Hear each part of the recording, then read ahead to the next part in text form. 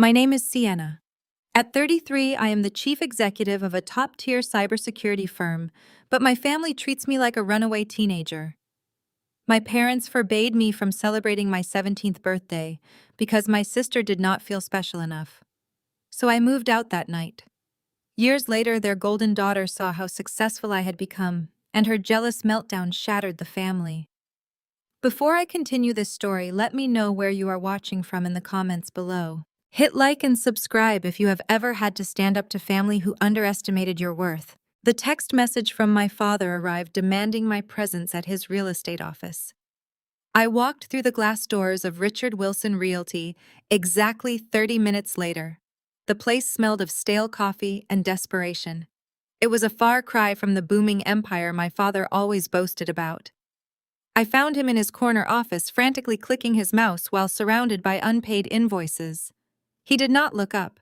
He pointed at the cheap chair across from his desk. "Sit down, Sienna," he ordered. "We have business to discuss." I remained standing.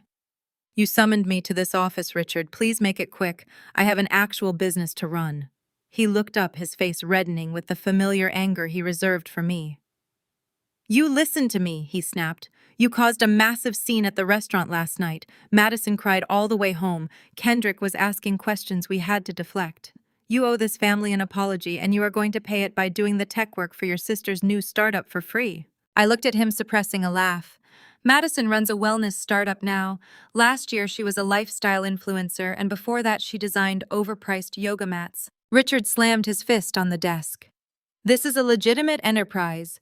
Kendrick has secured the seed funding from his accounts. Madison needs a secure payment gateway and back-end server to protect her customer data. Since you play around with fixing computers, you are going to set it up. Consider it back rent for all the years we fed you before you abandoned us." "You mean before you kicked me out at 17 because I refused to co-sign a fraudulent loan for you?" I corrected him, my voice calm. He ignored my statement, pointing a thick finger at my face. "Do the tech work for your sister, or I will ensure you never get a corporate client in this city again. I know powerful people in Chicago, Sienna. I can ruin your repair hobby with one phone call." The audacity of a man drowning in debt threatening the chief executive of a cybersecurity firm was poetic. I did not correct his delusion. Instead, I opened my briefcase and pulled out a tablet displaying a legal document. "Fine," I said. "I will run a comprehensive diagnostic and security setup for Madison's startup, but I do not work without a signed contract. It is standard procedure." I placed the tablet on his desk. "This is a non-disclosure and liability agreement. It states my firm is not legally responsible for any pre-existing structural flaws or financial irregularities we uncover during our deep dive into her servers." Richard snatched the tablet, his eyes scanning only the bold header. "You always have to make things difficult, do you not? Always demanding paperwork like you are some hotshot corporate lawyer." He scoffed, grabbing the electronic stylus. "You should be grateful I am giving you a chance to associate your name with Madison's brand." He scribbled his signature at the bottom of the screen, handing the tablet back without reading a single line of the fine print. Had he bothered to read Clause 4, he would have realized he just legally authorized my firm to report any federal financial crimes we discovered directly to the authorities. I slipped the tablet back into my briefcase and turned my body toward the office door. "I will have the initial scan done by noon," I told him. "Do not ever say I never did anything for this family." I left his decaying office building without another backward glance and immediately stepped into the spacious back of my waiting black luxury car. 20 minutes later, the private elevator doors parted on the 50th floor of the Oracle Cyber Intelligence Tower.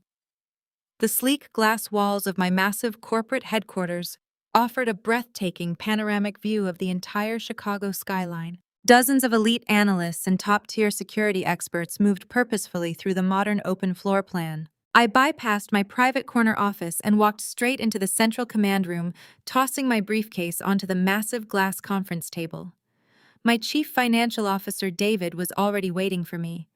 He had a steaming mug of black coffee in one hand and a thick stack of printed server logs in the other.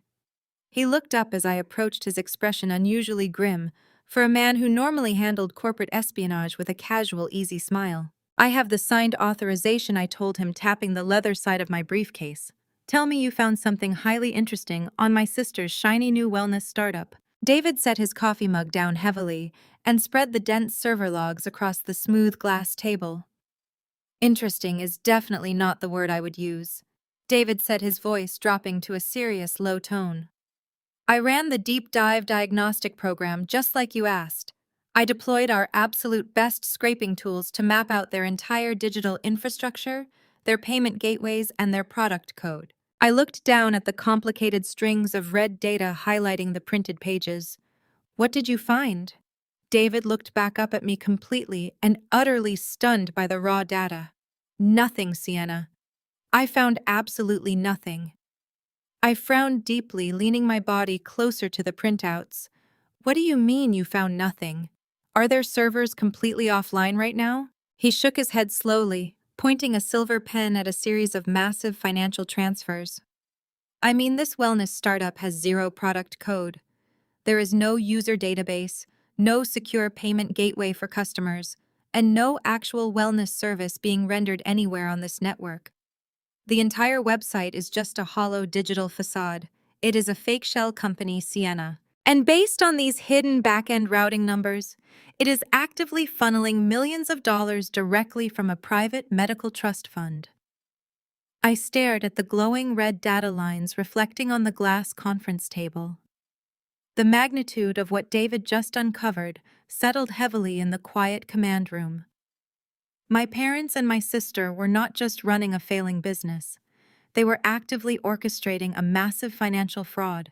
Track those routing numbers silently. I instructed David, keeping my voice deadpan to mask the boiling anger beneath the surface. Do not trigger any external firewalls. I need to know exactly whose trust fund Madison is draining. David typed rapidly across his dual keyboards. The origin account traces back to the Thornton Medical Legacy Trust, he confirmed, looking up. That is a generational wealth fund belonging to Dr. Kendrick Thornton, your brother-in-law. The air in the room felt suddenly very thin. Madison and Richard were not just stealing from nameless investors. They were financially bleeding an honorable, innocent man who had done absolutely nothing but love my sister. Kendrick was a brilliant orthopedic surgeon, a man who saved lives and carried his family's prestigious legacy with immense pride. He had no idea he was sleeping next to a parasite. Keep monitoring the network, I told David, grabbing my coat. Set up a real-time alert for any outbound transfers. I need to pay a visit to a doctor. 1 hour later, I walked into the pristine reception area of the Thornton Orthopedic Institute in downtown Chicago. The clinic screamed quiet luxury and generational success. I had called ahead under the guise of experiencing a flare-up of an old college running injury. Kendrick emerged from a set of double-frosted doors, wearing a crisp white coat over tailored scrubs. His smile was immediate and genuinely warm. Sienna, he said, pulling me into a brief, welcoming hug. It is great to see you. I was surprised when my receptionist said you were out front. We usually only see you at those incredibly tense family dinners. I forced a polite smile as he led me down the bright corridor into his private examination room. I am trying to take better care of my health this year, I replied smoothly. My left knee has been acting up and I figured I should see the absolute best in the city. Kendrick checked my chart and began a routine physical examination of the joint. He was thorough, professional, and radiating the kind of inherent decency that made my stomach twist with guilt. As he tested my mobility, his natural charisma bled into the conversation. I am really glad you stopped by, he said, writing notes on his digital pad. Madison has been working around the clock on her new wellness startup. She is incredibly stressed, but I am so immensely proud of her drive. I actually just injected $2 million from my family medical trust into her company yesterday morning. I want to fully support her dreams, you know. It is what a good husband does. My blood ran ice cold. $2 million. I looked at this intelligent, successful man, realizing he truly believed he was funding a revolutionary digital wellness platform. He thought he was building an empire with his wife. He had absolutely zero clue that the money had vanished into a hollow digital shell company before the ink on the transfer wire was even fully dry. You are a very supportive husband, I said, carefully testing the waters. Does Madison share the financial logistics with you often? Kendrick laughed a rich, warm sound. Not really. She handles the business end with your father. Richard has been mentoring her. Speaking of your family, I wanted to tell you that I really admire your resilience, Sienna. He paused, his expression softening into one of misplaced pity. Madison told me everything about your past. She told me how you struggled with a severe gambling addiction when you were a teenager. She said that is why you ran away from home at 17 to escape the debt collectors. I just want to say I am really glad you finally turned your life around and found a little computer repair job that keeps you stable. I sat perfectly still on the examination table. The sheer audacity of the lie was breathtaking. They had not just stolen my college fund. They had completely rewritten my personal history to paint me as a degenerate criminal, ensuring Kendrick would never take anything I said seriously. I let out a cold, sharp laugh that echoed off the sterile clinic walls. Gambling? I asked, locking my eyes directly onto his confused face. Is that what they call it now? Is that what my father calls forcing me to empty my grandmother's college trust fund to bail out his catastrophic commercial real estate failures? Kendrick froze, his hand hovering over his digital notepad. What are you talking about? Madison said you stole the family savings to gamble. I did not gamble a single dime, Kendrick. I stated, my voice slicing through the room like a razor blade. I left home at 17 because Richard forged my signature to drain my accounts, and my mother fully supported him. I refused to let them destroy my future to fund their fake wealthy lifestyle. They painted me as a runaway addict because the truth would ruin their country club reputation. Kendrick stared at me, completely stunned. The pieces of the false narrative his wife had sold him were beginning to fracture. I could see his brilliant analytical mind trying to reconcile the kind, quiet woman sitting in front of him with the chaotic addict his wife had described. Before he could ask another question, my custom tablet chimed loudly from inside my designer bag. It was the high-priority push notification I had instructed David to set up. I pulled the device out. The encrypted data flashed bright red across my screen. I looked up, meeting Kendrick's worried gaze. Madison just initiated a $500,000 wire transfer into Richard's hidden offshore account. The transfer notification flashed on my screen, locking the final piece of the puzzle into place. I excused myself from Kendrick, citing a sudden business emergency, and left the clinic. I had exactly 48 hours to prepare for the Thornton family annual charity gala. This was not just a social event. It was a gathering of Chicago elite, a high society cornerstone hosted by Kendrick's deeply respected, incredibly powerful African-American family. His mother was a retired federal judge, his father a pioneer in pediatric neurosurgery. They were generational wealth built on public service and absolute integrity. My sister had somehow slithered into their ranks, but tonight her mask was going to slip. The grand ballroom of the Drake Hotel was transformed into a glittering sea of crystal chandeliers, white orchids, and towering ice sculptures. I arrived wearing a custom midnight blue silk gown. It was a masterpiece of understated luxury, designed exclusively for me by a prominent French house. I moved through the crowd of politicians, corporate titans, and medical luminaries holding a glass of sparkling water. Madison and my mother, Patricia, dripping in diamonds that Kendrick had undoubtedly paid for, excused themselves toward the marble hallway leading to the private restrooms. I timed my interception perfectly, slipping into the opulent mirrored corridor just as the heavy mahogany doors swung shut behind them. They spotted me immediately. My mother's carefully lifted face contorted into a mask of pure, unadulterated outrage. She marched forward, her heavy diamond necklace catching the harsh light of the vanity mirrors. "What on earth are you doing here?" Patricia hissed, keeping her voice low to avoid echoing into the main ballroom. "Did you sneak in through the service elevator?" Madison flanked her left side, crossing her arms over her sequined bodice. She looked me up and down, her eyes lingering on my dress with a practiced, condescending sneer. "You have got a lot of nerve showing up here in that cheap knockoff gown, Sienna. This is a $5,000 a plate charity dinner. You do not belong in this tax bracket. I'm going to have the hotel security drag you out the back door before Kendrick or his parents see you." I did not flinch, and I certainly did not cower the way they expected me to. "You are not going to call security, Madison," I said, my voice completely level. Because if you cause a scene, people might start asking questions about why you are so desperate to hide your own sister. Patricia took another step forward, her manicured finger pointing aggressively at my face. You are a disgrace to this family, she snapped. We let you do the tech work for the startup to give you a crumb of credibility, and this is how you repay us. By crashing a high society event to embarrass us.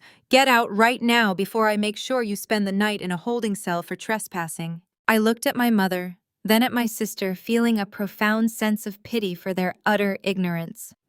I calmly adjusted the strap of my custom silk gown, smoothing the flawless fabric. First of all, Patricia, this dress is vintage Dior, not a knockoff, I explained with a relaxed, effortless smile.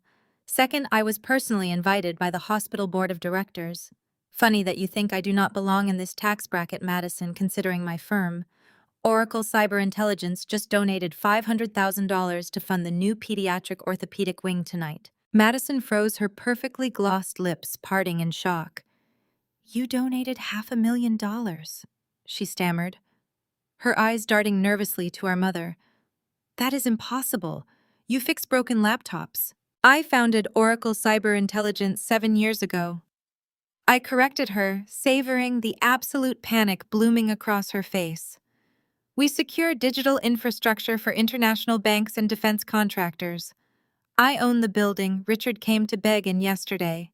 And speaking of money, Madison, what exactly did your highly successful wellness startup donate to your husband's charity gala tonight? Let me guess, absolutely nothing. Because you cannot donate funds from a shell company when you have already wired every single cent to an offshore account in the Cayman Islands under Richard's name. The blood completely drained from my sister's face. She stumbled backward, her designer heels slipping on the polished marble floor. Patricia grabbed her arm, looking frantically between the two of us, finally realizing that the daughter she had thrown away held the keys to their destruction. You are lying! Patricia gasped, though her voice shook with mounting terror. You cannot possibly know anything about our finances. I smiled, stepping closer to them. I know that you initiated a $500,000 wire transfer at exactly 10 in the morning yesterday. I know you used a fake vendor invoice to bypass the trust fund security protocols. I know everything about your fraud. Before Madison could formulate a lie to defend herself, a sharp, authoritative voice echoed through the marble corridor, freezing the air in the room. Is there a problem with the startup's liquidity, Madison? Stepping out of the shadows near the Velvet Lounge area was Kendrick's mother, Judge Eleanor Thornton. She was a formidable woman in her late 60s, radiating power and uncompromising intellect. She wore a tailored emerald suit, her posture rigid, her dark eyes fixed on my sister with the intensity of a predator assessing its prey. Madison turned a sickly shade of pale, her hands trembling violently at her sides. Eleanor, she squeaked, her voice barely a whisper. I can explain. We were just talking about a minor cash flow adjustment. Judge Thornton stepped fully into the light, ignoring Madison completely, and turning her piercing gaze directly onto me. You mentioned a $500,000 wire transfer to an offshore account, she stated, her tone demanding absolute factual accuracy. Tell me exactly what she is currently hiding from us tonight. The fallout from the charity gala happened faster than I anticipated. Madison was backed into a corner by Judge Thornton, stumbling through a pathetic excuse about accounting delays before fleeing the venue in tears. But a cornered rat is still dangerous. Less than 12 hours later, my phone began vibrating continuously on my nightstand. It was not Kendrick demanding answers or my father issuing threats. It was David, my chief financial officer, calling at 6 in the morning on a Sunday. I answered the call, my mind instantly shifting into corporate defense mode as I listened to him breathe heavily. You need to check your sister's social media accounts immediately, David said, his voice completely devoid of its usual calm demeanor. She just dropped a highly produced, heavily edited video, and it is going viral across every major platform. I opened my tablet and navigated to Madison's page. There she was, sitting on a plush white sofa, wearing absolutely no makeup and crying perfect synchronized tears. She stared directly into the camera lens, performing the role of the terrified victim flawlessly. She told her millions of followers that she was currently living inside a waking nightmare because of my actions. She claimed her estranged, deeply troubled older sister was a dangerous cyber stalker who was actively trying to hack into her wellness startup out of pure, unadulterated jealousy. Madison did not hold back a single devastating detail in her fabricated narrative. She spun a harrowing tale of how I had supposedly harbored a toxic obsession with her since childhood. She claimed my sudden appearance at the charity gala was an aggressive ambush meant to intimidate her and extort money from her husband's charitable foundation. She actually looked into the camera and begged her loyal community for protection and support today. She stated she feared for her physical safety and the digital security of her loyal customers. It was a masterclass in digital manipulation, specifically designed to assassinate my character and destroy the professional reputation I had spent the last 7 years meticulously building from the ground up without any of their help. The real betrayal came an hour later when my parents entered the digital fray. Richard and Patricia shared Madison's tearful video directly to their own extensive networks. They added a joint statement that made my blood boil with sheer rage. They wrote that they were completely heartbroken today. They claimed they were actively praying for my mental health. They publicly apologized to Madison's followers for my supposed digital terrorism, cementing the lie that I was a deranged, jealous sibling determined to tear down my sister's innocent business. They weaponized their parental authority to validate her fraudulent claims, using the exact same tactics they employed when they kicked me out at 17 to cover up my father's financial crimes. The professional consequences were instantaneous and severe. By noon, the main switchboard at Oracle Cyber Intelligence was completely overwhelmed. David walked into my office carrying a thick stack of messages. They were urgent inquiries from our top-tier corporate clients. Banks, defense contractors, and international healthcare providers were demanding immediate reassurance regarding our security protocols. When the chief executive officer of a premier cybersecurity firm is publicly accused of malicious hacking and extortion by her own flesh and blood, client trust evaporates instantly. Our board of directors requested an emergency meeting. David looked at me, waiting for me to draft a public denial or release a counterstatement to stop the massive bleeding. He expected me to defend myself against my family. I did not panic, and I definitely refused. I certainly did not instruct our public relations team to draft a defensive rebuttal. Engaging in a public shouting match with a professional influencer is a losing battle. It only feeds the algorithm and validates their desperate need for attention. I looked at David and pushed the stack of worried client messages aside. Cancel the emergency board meeting and carefully reroute all client inquiries to legal, I ordered, turning my attention back to my primary workstation. Instead, we are going to do exactly what we do best. I pulled the raw, uncompressed file of Madison's viral video directly from the platform's backend servers using our proprietary scraping software. Madison thought she was simply uploading a video to gain sympathy, completely ignorant of the invisible data she was leaving behind. Every digital file contains hidden metadata, a silent footprint detailing exactly when, how, and where it was created. I ran the file through our advanced forensic decryptor, stripping away the visual content to isolate the network routing information. I watched the green text scroll rapidly across my primary monitor, waiting for the origin location to confirm my suspicions. The forensic scan finished highlighting a specific, highly secure Internet Protocol address code. I cross-referenced the address with global satellite registries. Madison was not crying on her living room sofa in Chicago like she wanted her followers to believe.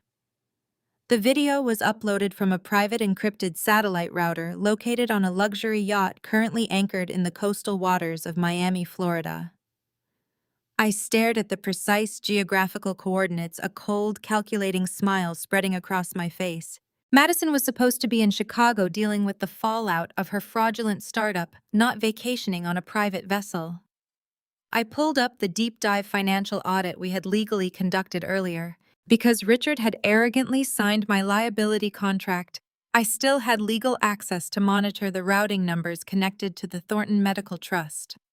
I initiated a targeted trace on the yacht's maritime registration and matched it against recent outbound expenditures from Kendrick's accounts. The puzzle pieces locked together with devastating clarity. The credit card funding the vessel was registered to Kendrick, but the signature authorizing the massive lease belonged entirely to Madison. She was currently floating off the coast of Miami, burning through his money, and Kendrick had absolutely no idea his loving wife was even in Florida today. The revelation of Madison sunbathing on a leased yacht in Miami, while Kendrick believed she was working tirelessly in Chicago, was the ultimate ammunition. I did not need to release a public statement defending myself against her fabricated video. I simply forwarded the geographic coordinates and the corresponding maritime financial receipts directly to Kendrick's private email server. Let the loyal husband connect the dots. The real threat was not Madison playing the victim on social media. It was Richard realizing that my firm held the undeniable proof of his entire financial embezzlement scheme. He knew the digital audit we conducted. He knew the exact routing numbers he used to siphon the Thornton Medical Trust were fully documented. I knew it was only a matter of time before he made a desperate and reckless move. That move happened at exactly 9 in the morning on Tuesday. The glass doors of the Oracle Cyber Intelligence corporate lobby violently swung open. Richard barged into my meticulously designed reception area, his face flushed a dangerous shade of red. He was flanked by a remarkably sweaty and disheveled man clutching a battered leather briefcase. This was clearly not a high-powered and expensive corporate litigator. Richard had found the cheapest and most desperate attorney, willing to follow him into a fight he had already lost.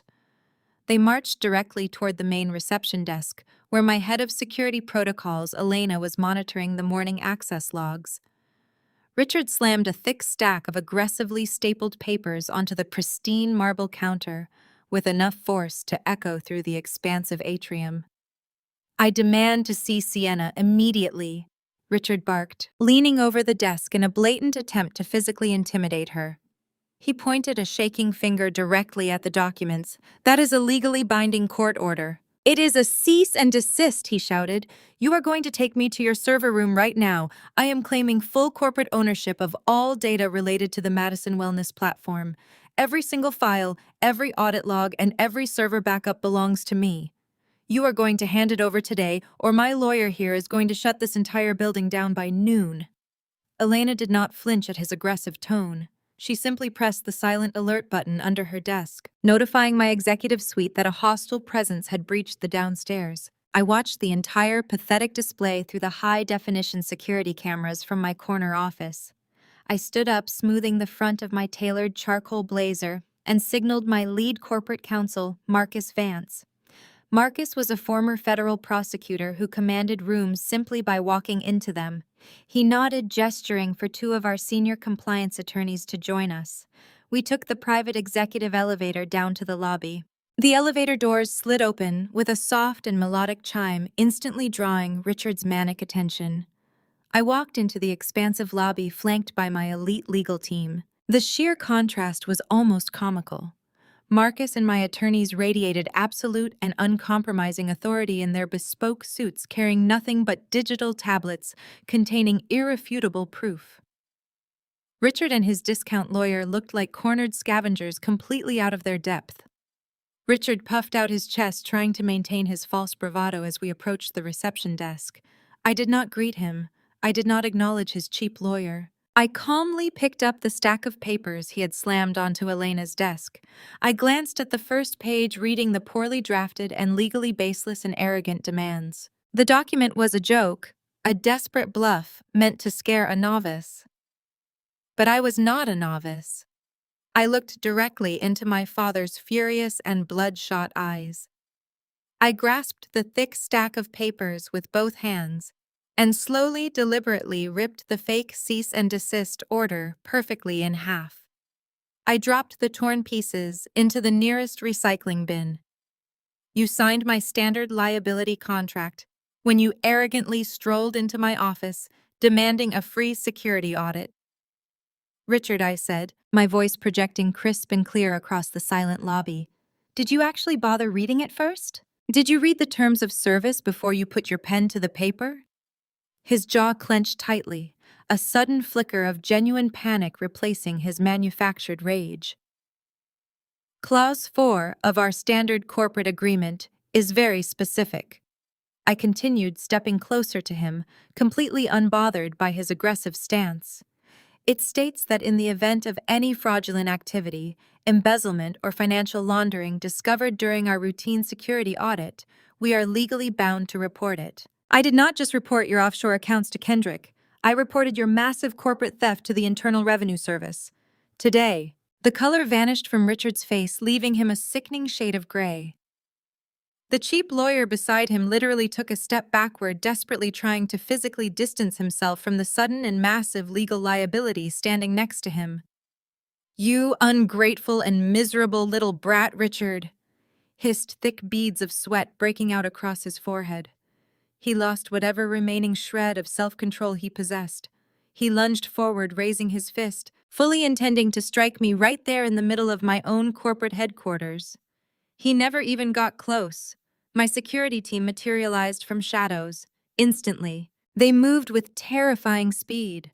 Two heavily built guards grabbed Richard's arms, twisting them behind his back, with practiced and unyielding efficiency. They marched him backward toward the revolving glass doors. "You will pay for this!" Richard screamed, kicking wildly as the security guards shoved him out onto the busy downtown sidewalk. "You hear me. I will destroy you."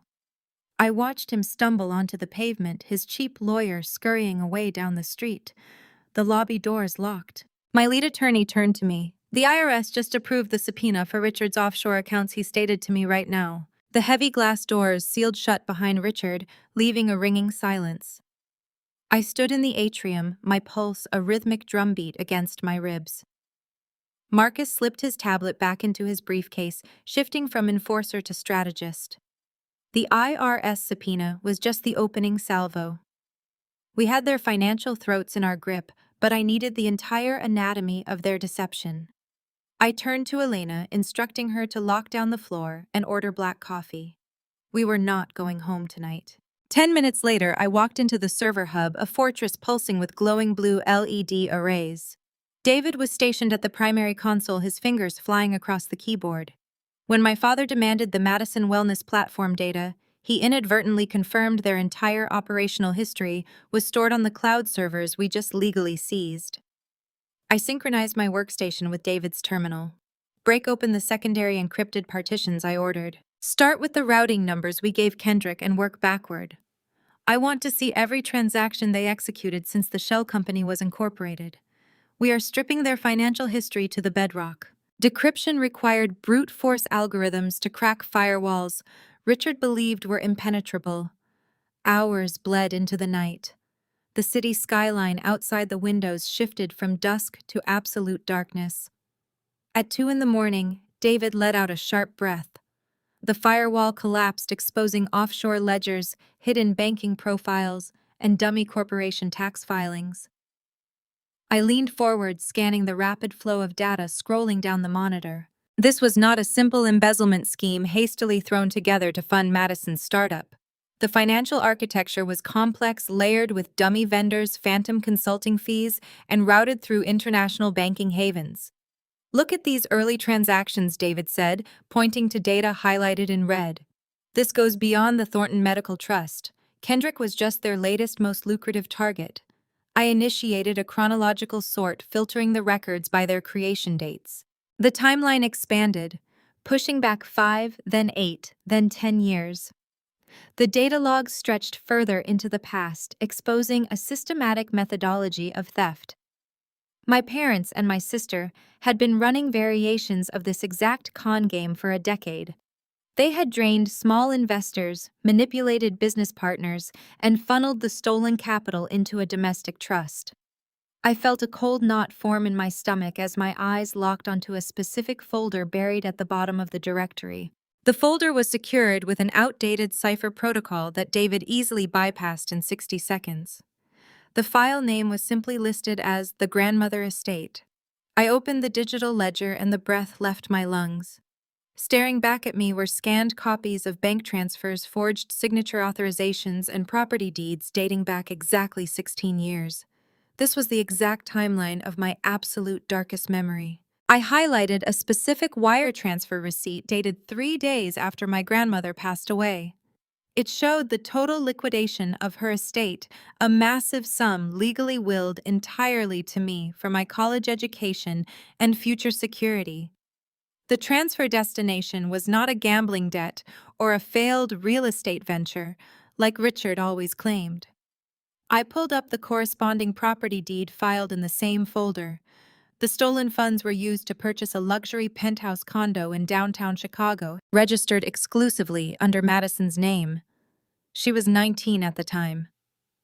I sat paralyzed in the glow of the monitor, the sheer magnitude of their cruelty washing over me. They had not drained my accounts to save the family from financial ruin. They had stolen my entire future solely to elevate Madison's lifestyle. I opened the attached communication logs, finding emails exchanged between Richard and Patricia from that exact week. "We will tell everyone Sienna suffered a mental breakdown and ran away with the money," Patricia had written to Richard. "The narrative is perfect. The police will classify her as a troubled runaway, and Madison gets the property she deserves." They had perfectly framed me as a degenerate criminal addict to completely cover their tracks, sacrificing my reputation and sanity to secure a luxury condo for the golden child. The audacity of their deception ignited a fire inside my chest that burned away any lingering trace of familial obligation. I was not just looking at a family betrayal anymore. I was looking at decades of systemic, calculated, and deeply illegal financial manipulation. "David," I said, my voice dropping to a dangerous whisper, "pull the geographic routing data for the domestic wire transfers they used to funnel the stolen estate money and the Thornton funds into Madison's accounts. I need to see the exact banking channels they utilized." David executed the command, projecting a digital map across the central viewing screen. The transaction lines illuminated in bright crimson, zigzagging across the map. The stolen capital had been routed from accounts in Illinois, pushed through holding companies in Nevada and Delaware, before finally settling into Madison's offshore accounts in Miami. "They did not just steal from me and Kendrick," I stated, staring at the undeniable visual evidence of their crimes. "They crossed multiple state lines utilizing electronic banking channels to execute these fraudulent transfers." David looked up from his console, his eyes widening as he realized the exact legal implication of my words. "Interstate wire fraud." He confirmed, his fingers hovering over the keyboard. I nodded, a feeling of chilling certainty settling over me. The IRS subpoena was going to be the least of their problems. By crossing state lines with stolen corporate and private capital, they had escalated their little family con game into a major federal crime. The digital security protocols we integrated into our monitoring software were legally mandated to respond to this specific level of criminality. I watched the upper right corner of the primary monitor as a red notification icon began to flash rhythmically. The automated security trigger had engaged. The FBI was now automatically flagged. The automated security trigger blared on my primary monitor, but before I could instruct David on our coordination with the federal authorities, a sharp, frantic pounding echoed from my apartment's front door. I had returned home briefly to gather physical files, leaving my legal team to manage the corporate fallout. I approached the entryway, checking the security feed on my smart panel. It was Kendrick. He was not wearing his pristine white coat or his perfectly tailored suits. He stood in the hallway wearing a wrinkled gray sweater, his shoulders slumped, clutching a thick stack of crumpled papers against his chest. I disengaged the deadbolt and pulled the heavy oak door open. The brilliant, confident orthopedic surgeon I had spoken to just days ago was entirely gone. He looked completely shattered. His eyes were bloodshot, surrounded by deep, bruised shadows that spoke of absolute exhaustion and profound betrayal. "Sienna," he rasped, his voice cracking as he stepped into my foyer without waiting for an invitation. He held up the stack of papers, his hands trembling violently. "These are my credit card statements, the ones tied to our joint accounts and the family trust. Every single transaction was completely denied this morning. I closed the door, locking it securely behind him, and remained perfectly silent, allowing him to process the nightmare aloud. My mother called me last night after the gala.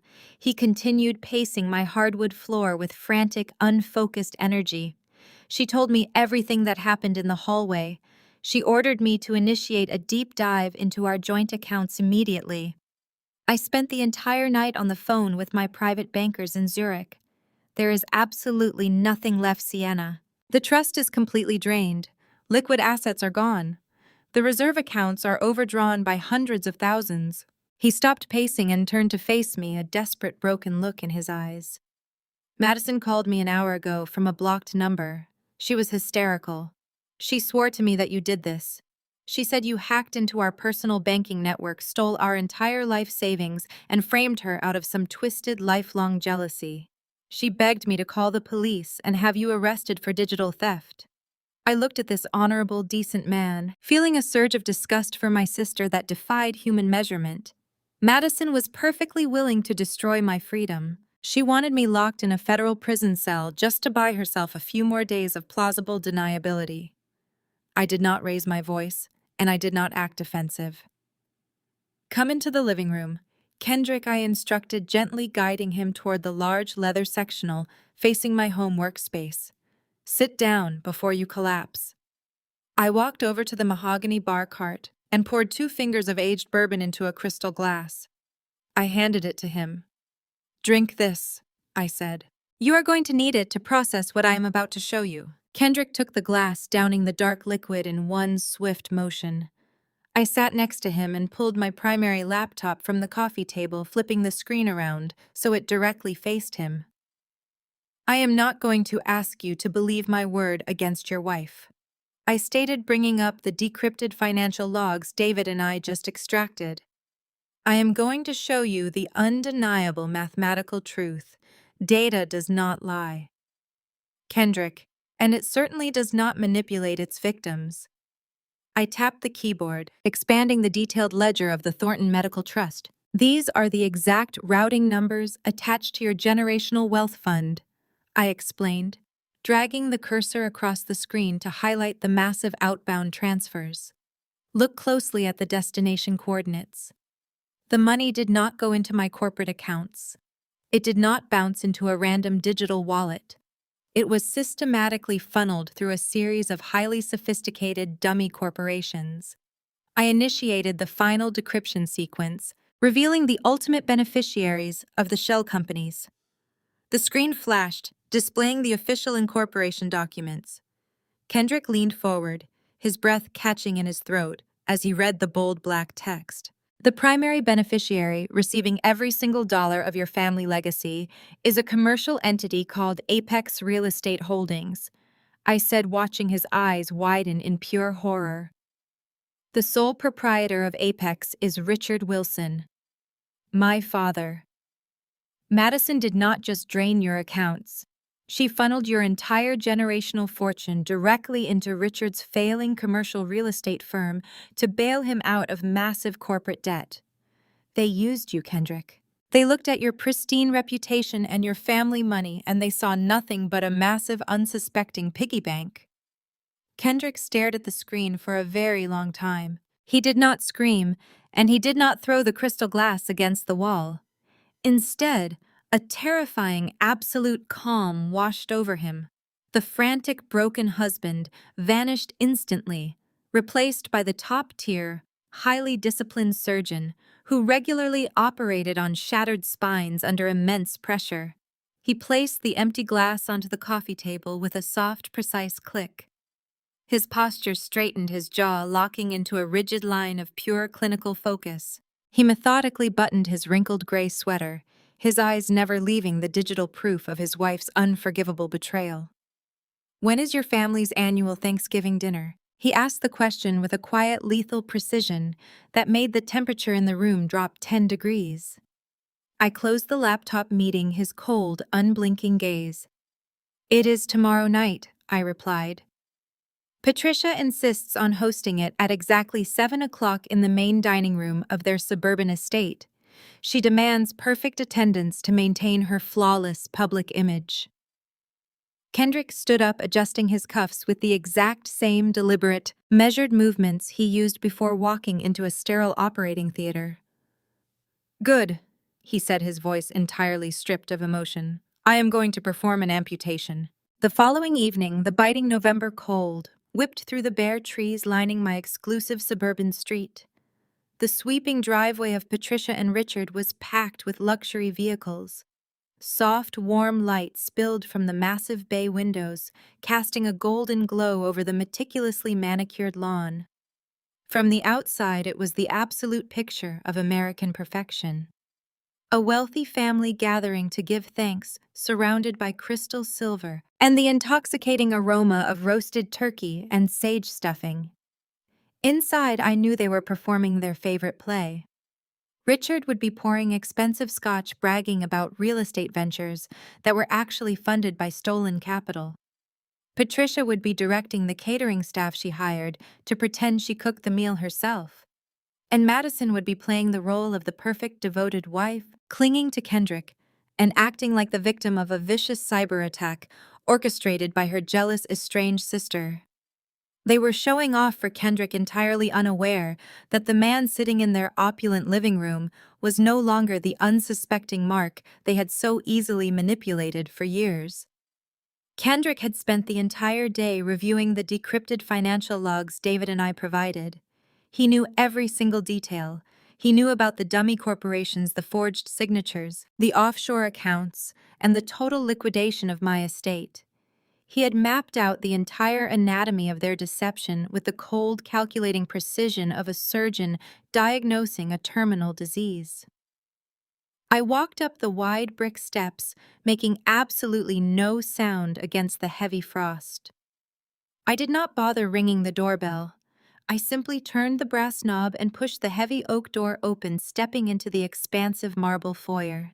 The immediate sound of clinking glasses and boisterous laughter echoing from the formal dining room came to an abrupt, screeching halt.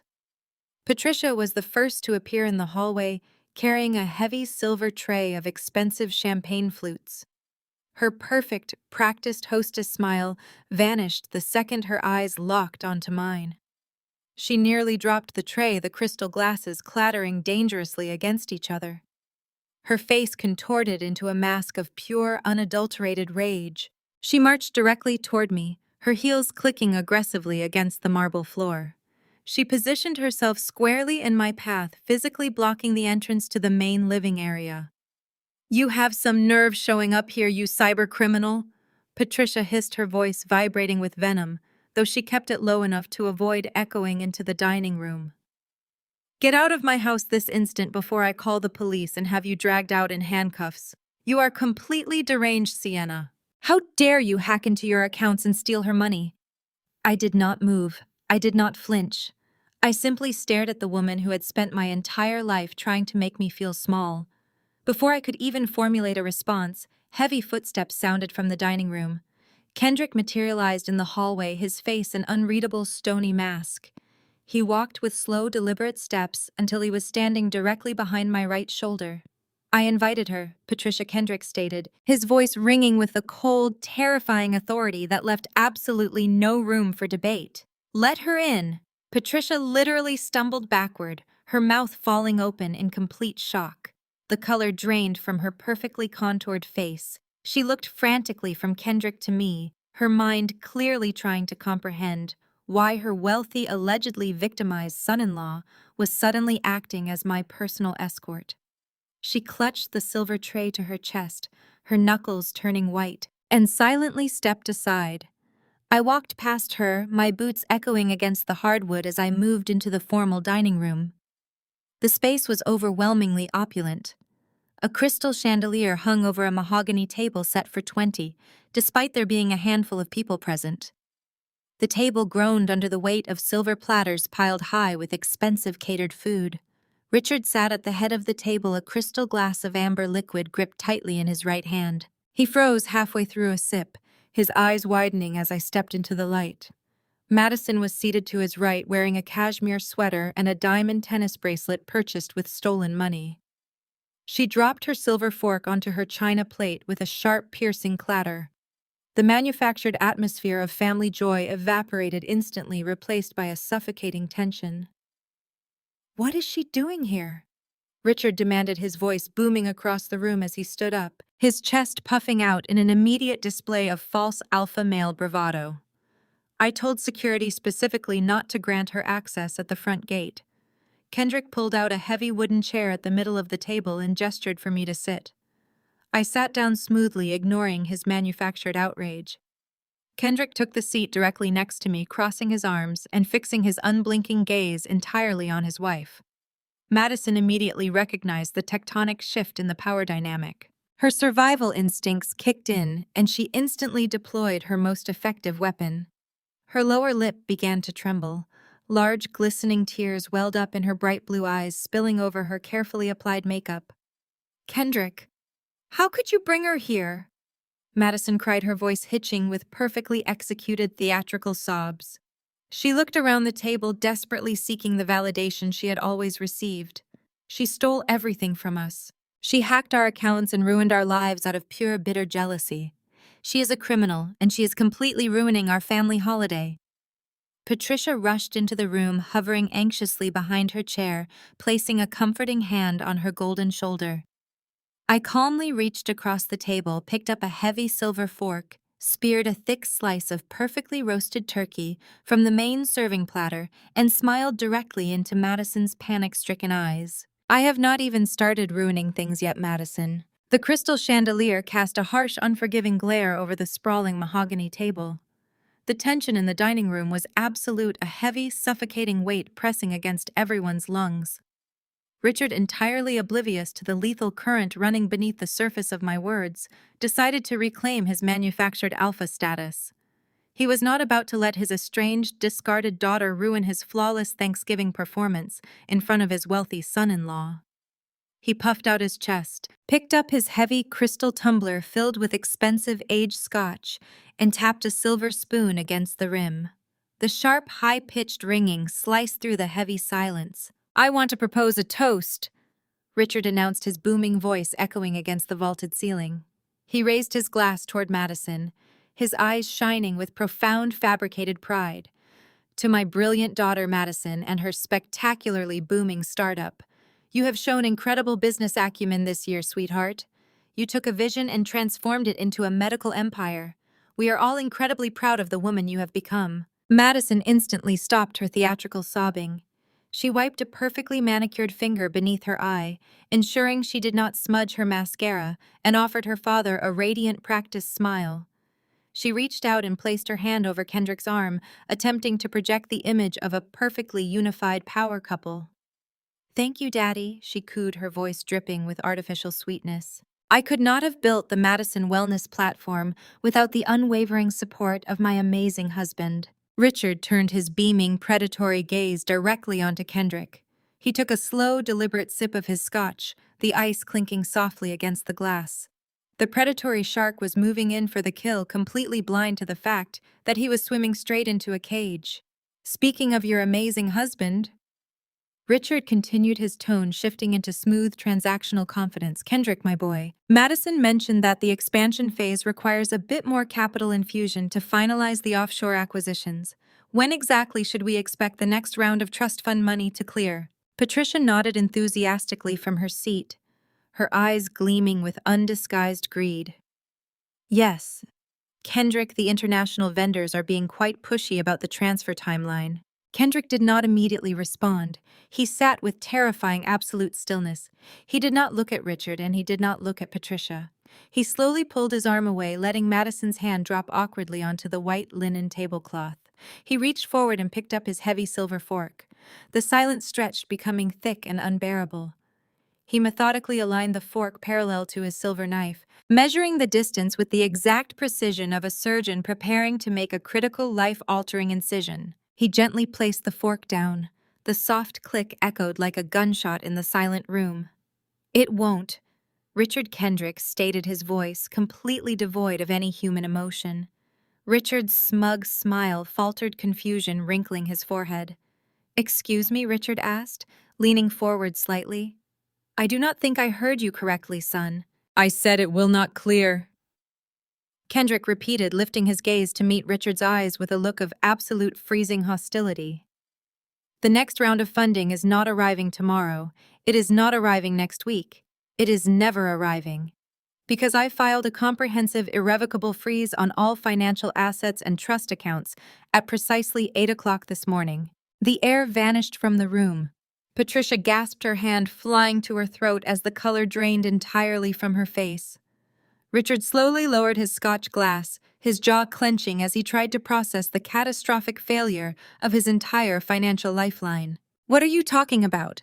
Madison shrieked, the sweet, loving wife persona, evaporating in a flash of raw, unfiltered panic.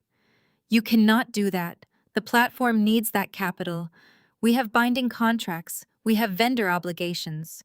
You are ruining my business." Kendrick finally turned to look at the woman he married. His expression was a horrifying mask of pure clinical detachment. "You do not have a business, Madison," he said quietly. "You have a criminal enterprise."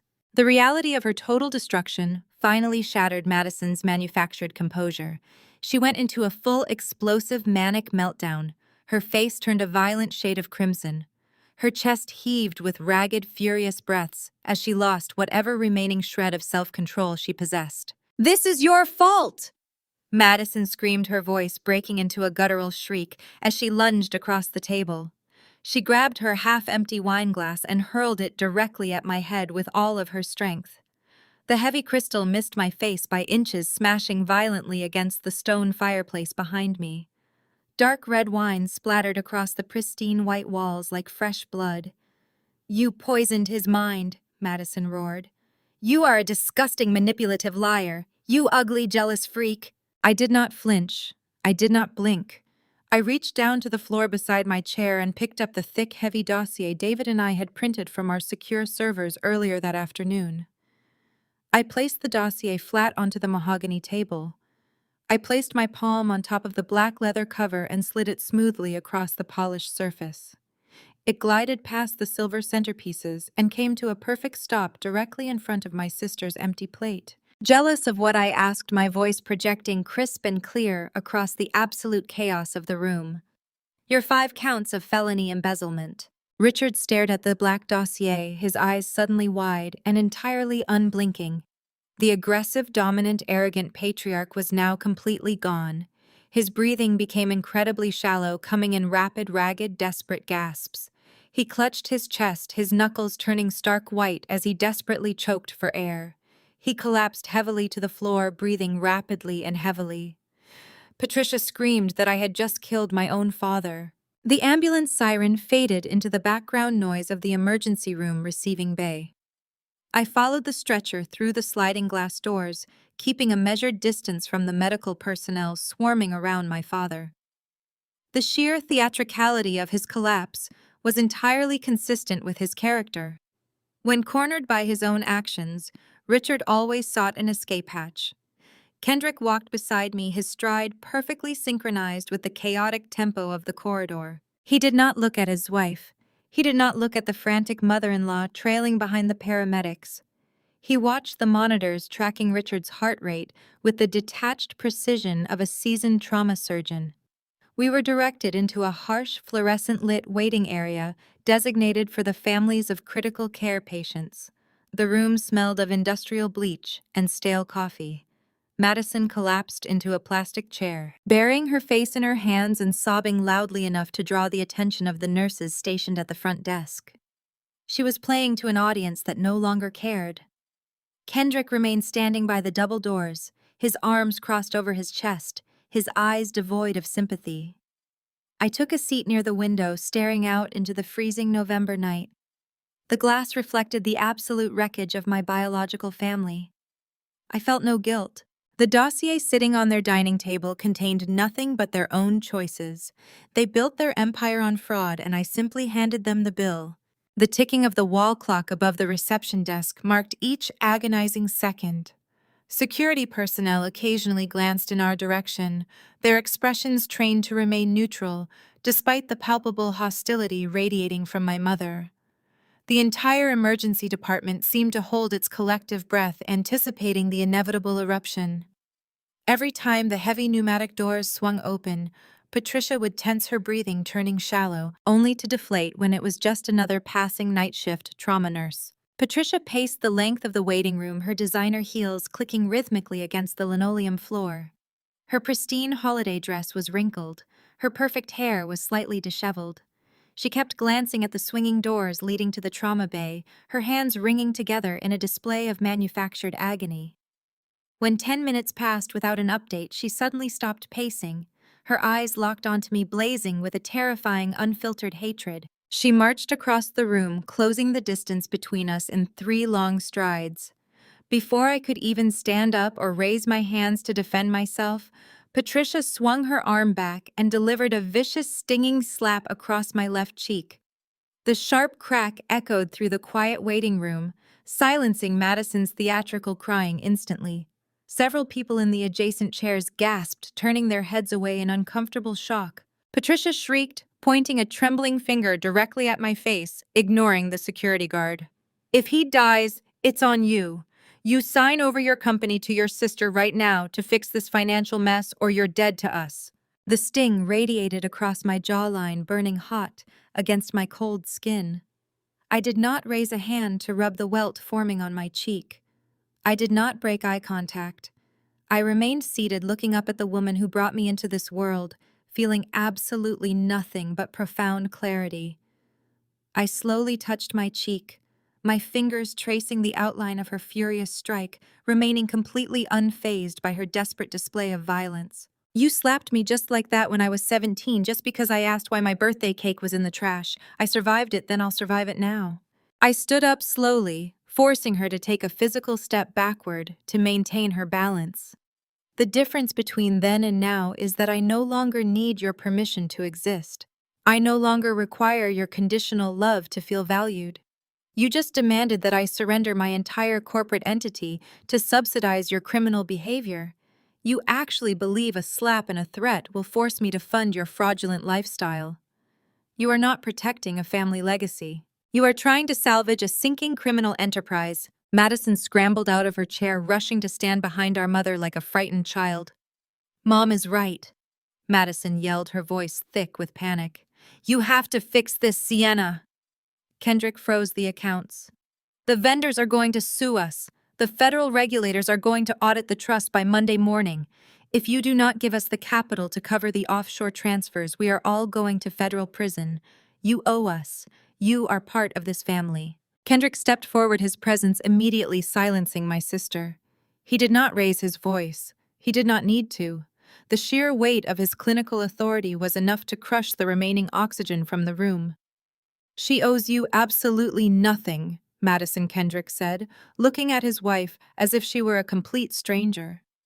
"You orchestrated a massive financial crime, blamed it on your sister, and expected me to fund your lifestyle indefinitely. You are going to face the federal authorities entirely on your own. My lawyers are drafting the divorce papers right now. I will not be tethered to a convicted felon." Patricia opened her mouth to scream another defense, but the heavy double doors of the trauma unit swung open. A tall emergency room doctor, wearing green scrubs and a stethoscope draped around his neck, stepped into the waiting area. The room's tension pivoted toward him. Patricia lunged forward, grabbing the doctor's forearm with desperate, grasping hands. "Please tell me my husband is alive," Patricia cried. "Please tell me her vicious attack did not stop his heart." The doctor looked at Patricia with disgust. "Your husband is fine. It was a mild panic attack, mostly induced by stress. He's already awake and asking his lawyer to shred some documents." The emergency room doctor's words hung in the air, completely obliterating the theatrical tragedy my family had just tried to stage. A faked panic attack. Richard was hiding in a hospital bed, pretending to be on the brink of death just to escape the financial guillotine I had dropped onto his dining room table. I watched the realization wash over Patricia. Her manicured hand fell away from the doctor's arm. The domineering matriarch who had slapped me just moments ago suddenly looked incredibly small. Her face flushed with a deep, humiliating shade of crimson as the few remaining people in the waiting room stared at her with open disgust. Kendrick did not say a single word. He adjusted his coat, gave the doctor a brief nod of acknowledgement, and turned on his heel. He walked out of the sliding glass doors, leaving his hysterical wife and humiliated mother-in-law standing alone in the harsh fluorescent light. Madison tried to run after him, but the automatic doors clamped shut before she could reach the sidewalk. I looked at Patricia one last time. I touched my cheek again, feeling the faint, lingering heat of her slap, and offered her a tight, polite smile.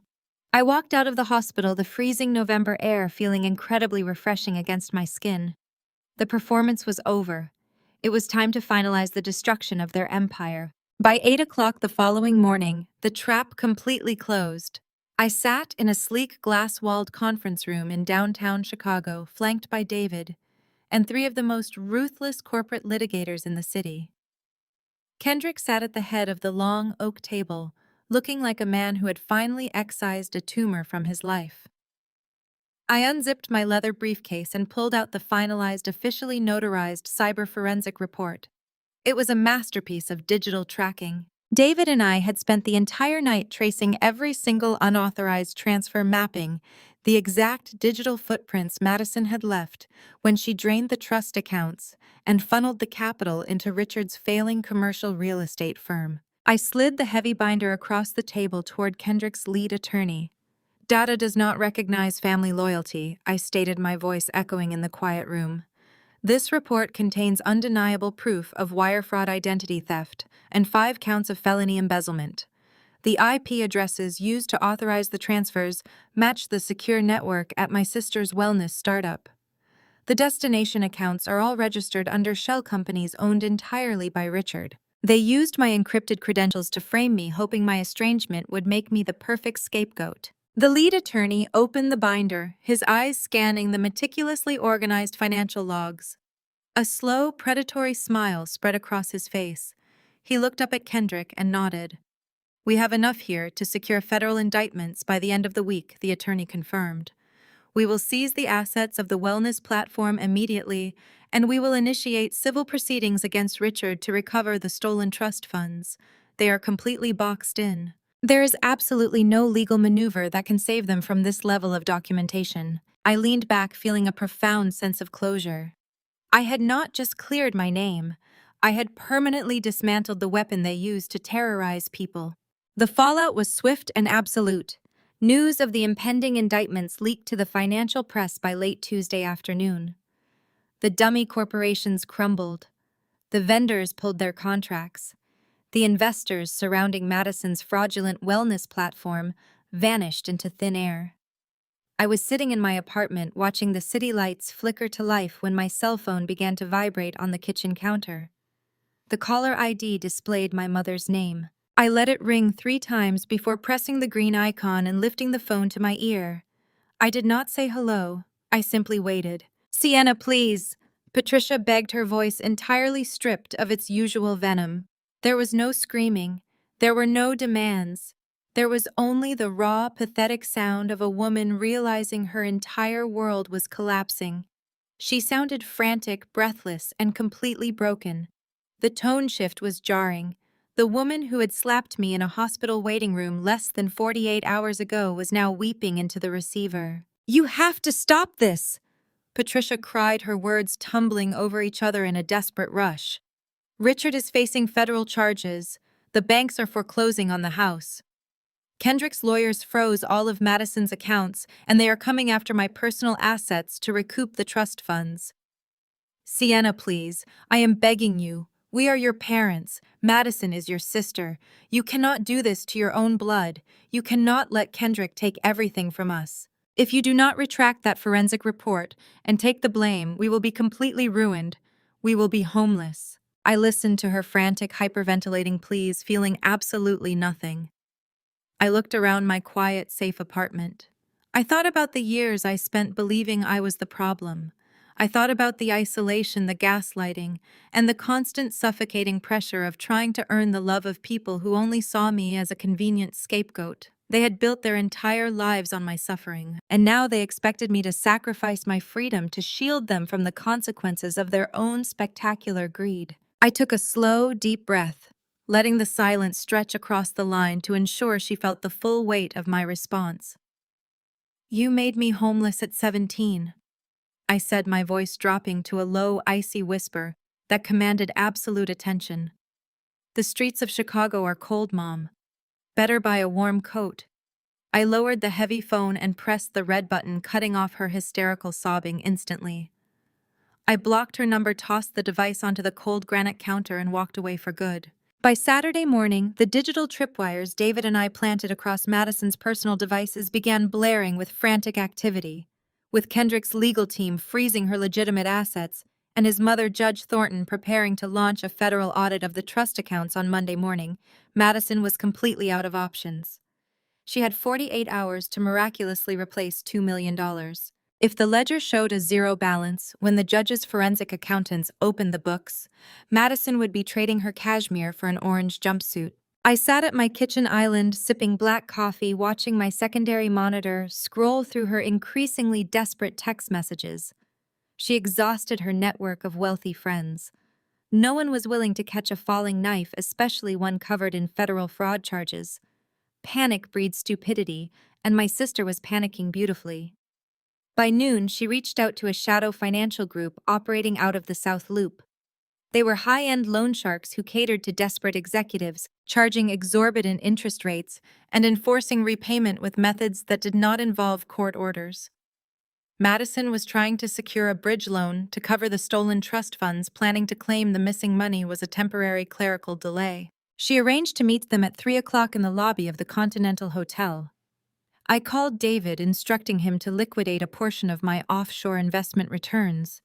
I did not just want to stop my sister from getting the money, I wanted to trap her. I dressed in a sharp black suit, grabbed the heavy aluminum briefcase David sent via courier, and ordered a car to the Continental. The hotel lobby was a masterpiece of Art Deco architecture, filled with towering marble columns and the hum of wealthy patrons ignoring each other. I spotted Madison immediately.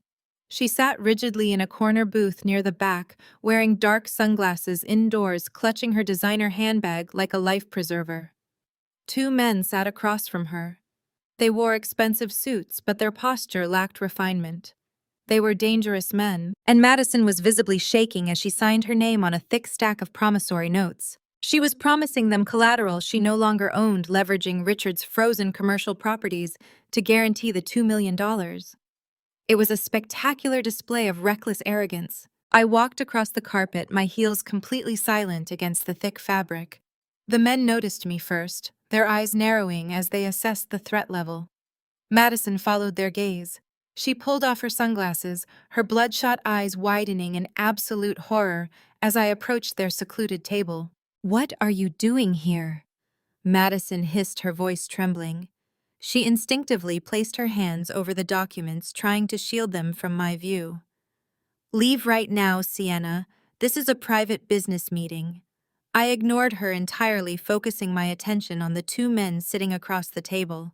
They looked at me with cold, calculating expressions, their hands resting flat against the polished wood. "She is lying to you," I stated calmly, my voice projecting unwavering authority.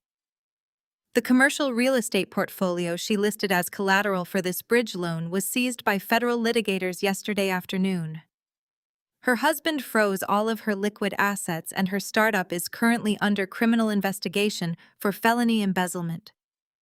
If you wire $2 million into her account, the federal government will freeze it within an hour, and you will never see a single cent of it returned. The man on the left raised a dark eyebrow. He looked from me to Madison, watching the color drain completely from her face. "Is this true?" he asked, his voice a low, gravelly threat. "She is crazy," Madison stammered, fresh tears welling in her eyes. "She is a jealous, vindictive liar. The assets are perfectly clean. I just need the bridge loan until Monday. Please, you have to push the wire transfer through right now." I did not argue or raise my voice to defend my claim. I simply lifted the heavy aluminum briefcase and dropped it onto the center of the table. The sudden thud rattled the crystal water glasses. I spun the combination dials, popped the dual latches, and flipped the lid open. Stacks of pristine banded $100 bills filled the interior. It was exactly $250,000 in untraceable clean cash. This is for your time and for the inconvenience of dealing with a fraudulent client, I told the men, maintaining absolute eye contact. Take the cash, walk out of this hotel, and completely delete Madison Thornton from your contact list. If you proceed with her loan, you are buying a federal indictment. If you take this briefcase, you walk away significantly richer and completely clean. The two men did not need to deliberate. They understood risk assessment better than any corporate board. The senior partner pulled the promissory notes from beneath Madison's trembling hands. He ripped the documents in half, dropped the pieces onto the table, and snapped the briefcase shut. He picked it up, gave me a brief, respectful nod, and stood up. "Do not ever contact us again," he told Madison, his tone calm. They turned and walked out of the lobby, dissolving into the crowd. Madison sat frozen, her mouth opening and closing silently, as the absolute reality of her situation crushed her. Her final escape route had just evaporated before her eyes. She was completely cornered. She looked up at me, her face a portrait of pure terror. "Why did you do that?" She choked out, her voice a broken whisper. "You just paid them to walk away. You spent your own money. Why?" I placed both of my hands on the table, leaning forward until my face was inches from hers. I looked into the eyes of the woman who had spent my entire life ensuring I had absolutely nothing. "You owe me now," I said, "and I don't forgive debts." I left Madison trembling in the hotel lobby, her designer sunglasses lying discarded next to the torn promissory notes. She was a woman who had finally run out of runway, staring down the barrel of a federal audit she could no longer escape. I walked out into the crisp afternoon air, sliding the empty aluminum briefcase into the back of my waiting car. The first domino had officially fallen, but the main event was still 48 hours away. Richard was desperate, bleeding capital and fighting a multi-front war against Kendrick's litigators and the rapidly approaching federal authorities. His only remaining survival strategy was a fire sale. He needed to liquidate his entire commercial real estate firm before the indictments hit the public record. He arranged a massive high-stakes board meeting for Thursday morning, inviting 3 distinct private equity groups to bid on his supposedly pristine portfolio. He intended to take the cash, dissolve the corporate entity, and disappear to a non-extradition country before the weekend. What Richard failed to realize was that modern acquisitions require extensive cyber forensic due diligence. The buying group had hired an independent tech consultancy firm to verify the digital integrity of Richard's assets. I owned that consultancy firm. Thursday morning arrived with a heavy downpour that washed the Chicago skyline in shades of slate and gray. I rode the private elevator up to the penthouse level of Richard's corporate headquarters. The boardroom was an opulent display of manufactured wealth, featuring a massive mahogany table, leather executive chairs, and floor-to-ceiling windows overlooking the lake. Richard stood at the head of the table, projecting an aura of absolute confidence. He wore a bespoke navy suit, his posture relaxed, his smile completely practiced. He was charming the representatives from the Vanguard Acquisition Group, pouring them sparkling water and directing their attention to glossy, expertly forged financial prospectuses. He was selling them a ghost ship, padding the structural deficits with the capital Madison had stolen from the trust. It was a brilliant, highly illegal facade. The Vanguard executives looked impressed, nodding along as Richard outlined the projected quarter-over-quarter growth. The lead buyer, a sharp-featured woman named Victoria, checked her watch and announced it was time to review the digital infrastructure report. Richard smiled magnanimously and gestured toward the double oak doors. He expected a faceless corporate drone to walk in and rubber stamp his fraudulent ledgers. I pushed the heavy doors open and stepped into the room. The transition in Richard's face was spectacular. His practiced smile shattered instantly, replaced by a mask of profound, unfiltered panic. The color completely drained from his cheeks. His hand, gripping a crystal water pitcher, began to shake so violently that ice clinked against the glass. He opened his mouth to speak, but the sheer shock rendered him entirely mute. Victoria stood up and gestured toward me. "This is our lead independent cybersecurity consultant," she announced to the room. Her team has spent the last 72 hours running a deep dive forensic analysis on the digital assets and server infrastructure of your firm. I walked calmly to the front of the room, taking my place directly beside the massive digital projection screen. I did not look at Richard. I plugged my encrypted drive into the console and tapped the podium. The heavy motorized blinds immediately descended over the windows, plunging the boardroom into a dramatic, cinematic darkness. The projector hummed to life, casting a bright, harsh light across the far wall. Richard finally found his voice, stepping forward with his hands raised. "Stop this presentation right now!" he commanded, his tone frantic and shrill. Victoria turned to him, her eyes narrowing. "Is there a problem with the digital audit, Richard?" he stammered, looking wildly between Victoria and me. "This woman is estranged family. She is a disgruntled relative trying to sabotage a legitimate business transaction." Victoria crossed her arms, completely unmoved by his outburst. "The numbers are either verified or they are not. Proceed with the audit." I pressed a single key on my laptop. The screen flashed, displaying a complex, interconnected web of offshore shell companies, dummy vendor accounts, and fraudulent wire transfers. The glossy prospectuses sitting on the table in front of the buyers were suddenly rendered utterly meaningless. "What you are looking at is not a profitable commercial real estate portfolio," I stated, my voice echoing clearly through the darkened room. "You are looking at a massive, bleeding deficit temporarily propped up by $2 million in stolen trust funds. The assets listed in your acquisition packets are currently frozen by federal litigators. The capital injections shown in Q3 are the direct result of felony embezzlement.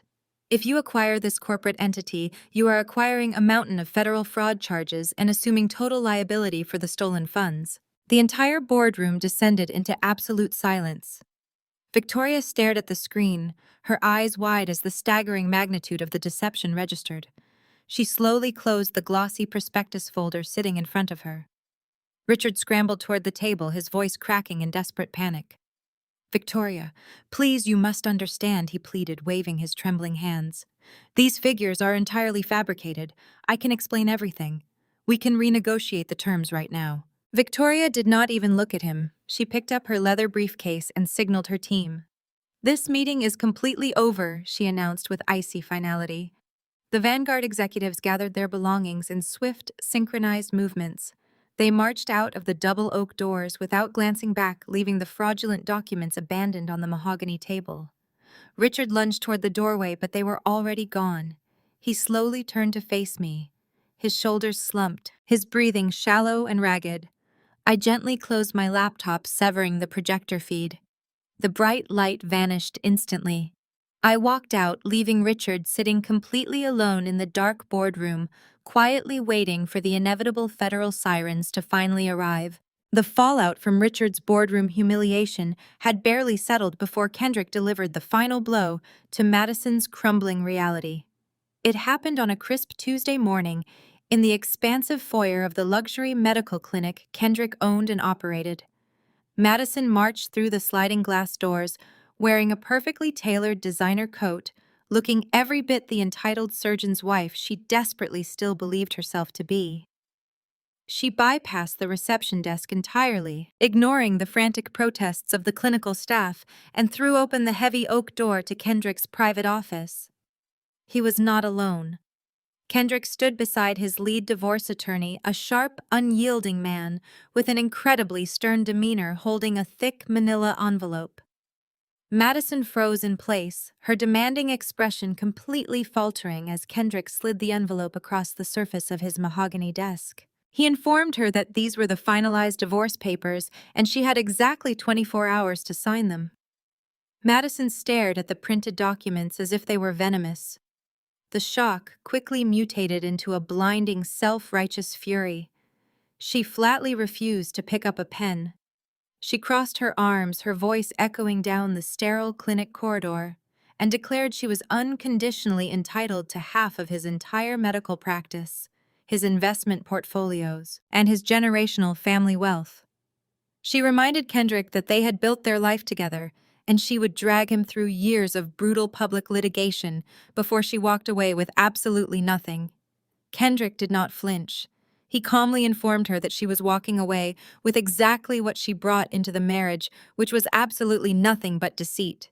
He turned back to his patient files, completely dismissing her presence entirely.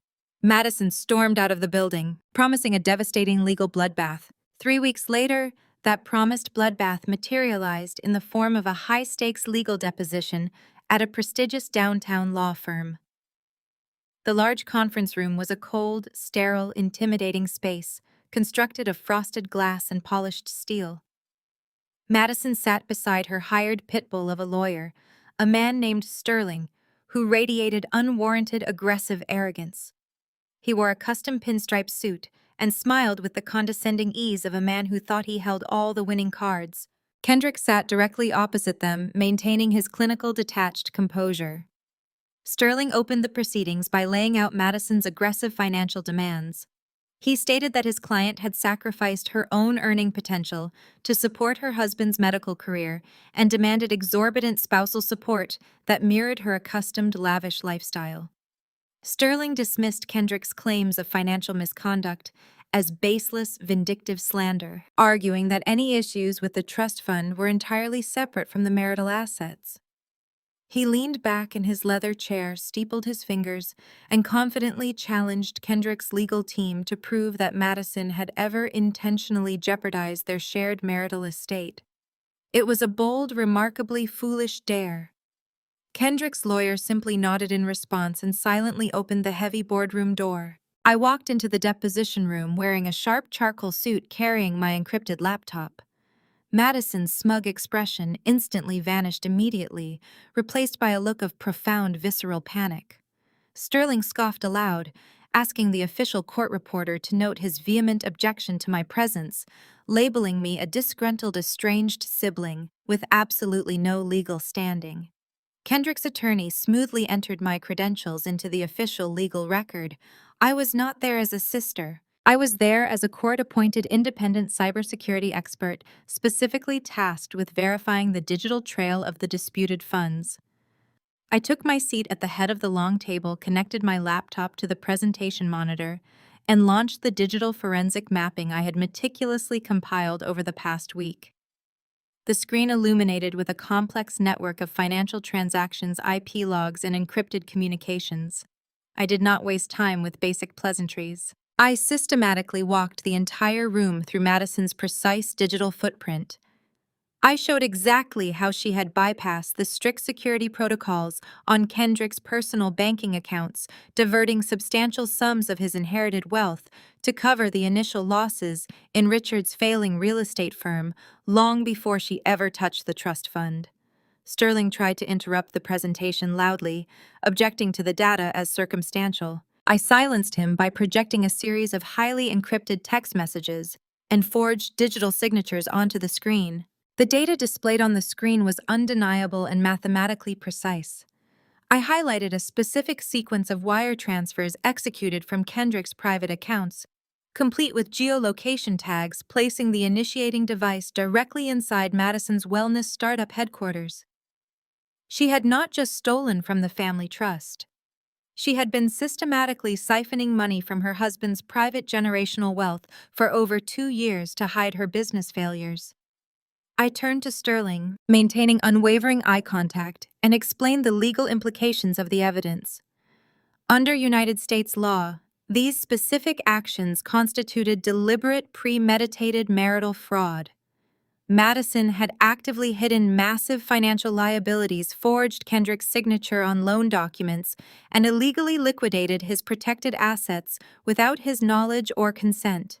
This level of documented criminal deception completely voided any prenup and nullified her claim to a single dime of his medical practice properties or future earnings.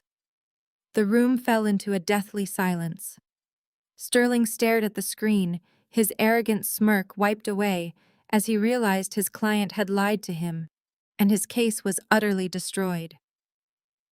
Kendrick looked at Madison with an expression of pure, unadulterated disgust. He finally saw the true depths of her sociopathic greed. Madison's breathing turned shallow and erratic. She looked at the undeniable proof of her crimes glowing on the monitor, then looked at me standing calmly at the head of the table. the facade of the perfect entitled wife shattered. A raw, guttural scream ripped from her throat. She lunged forward, grabbed the heavy metal chair next to her, and hurled it violently across the deposition room. The heavy metal chair slammed against the frosted glass wall, sending a spiderweb of cracks racing across the pristine surface. Madison's guttural scream echoed through the deposition room, a primal sound of absolute defeat. Sterling shrank back into his leather chair, hastily gathering his files. He knew a sinking ship when he saw one, and his client had just strapped an anchor to her own feet. Kendrick did not flinch at the violent outburst. He calmly adjusted his cuffs, stood up from the table, and walked out of the room without a backward glance. The legal slaughter was complete. Madison had nothing. But Patricia was a creature born of high society survival. Where her daughter saw the end of the world, Patricia saw an urgent public relations crisis that required immediate aggressive spin. The federal indictments were looming, but they had not yet hit the public docket. To Patricia, the only thing worse than federal prison was social exile. 2 days later, she ambushed Kendrick in the private parking garage of his medical clinic. She did not come to negotiate. She came to dictate terms. The 5-year vow renewal gala, a massive opulent event Patricia had been planning for 6 months, was scheduled for that coming Saturday at the Drake Hotel. Madison's sudden financial ruin and impending divorce threatened to turn the high society spectacle into a public humiliation. Patricia stepped directly into Kendrick's path, her eyes narrowed with desperate malice. "You will host that vow renewal?" Patricia demanded, her voice a venomous hiss echoing off the concrete walls. "You will stand at that altar, you will smile at the cameras, and you will pretend this marriage is perfectly intact." Kendrick looked at her with clinical detachment and told her she was completely delusional. Patricia smiled, a cold, calculated expression. "If you cancel that gala," she countered, "I will immediately call the press and the medical board. I will claim you physically and emotionally abused my daughter for years. I will tell them you manipulated her finances to trap her.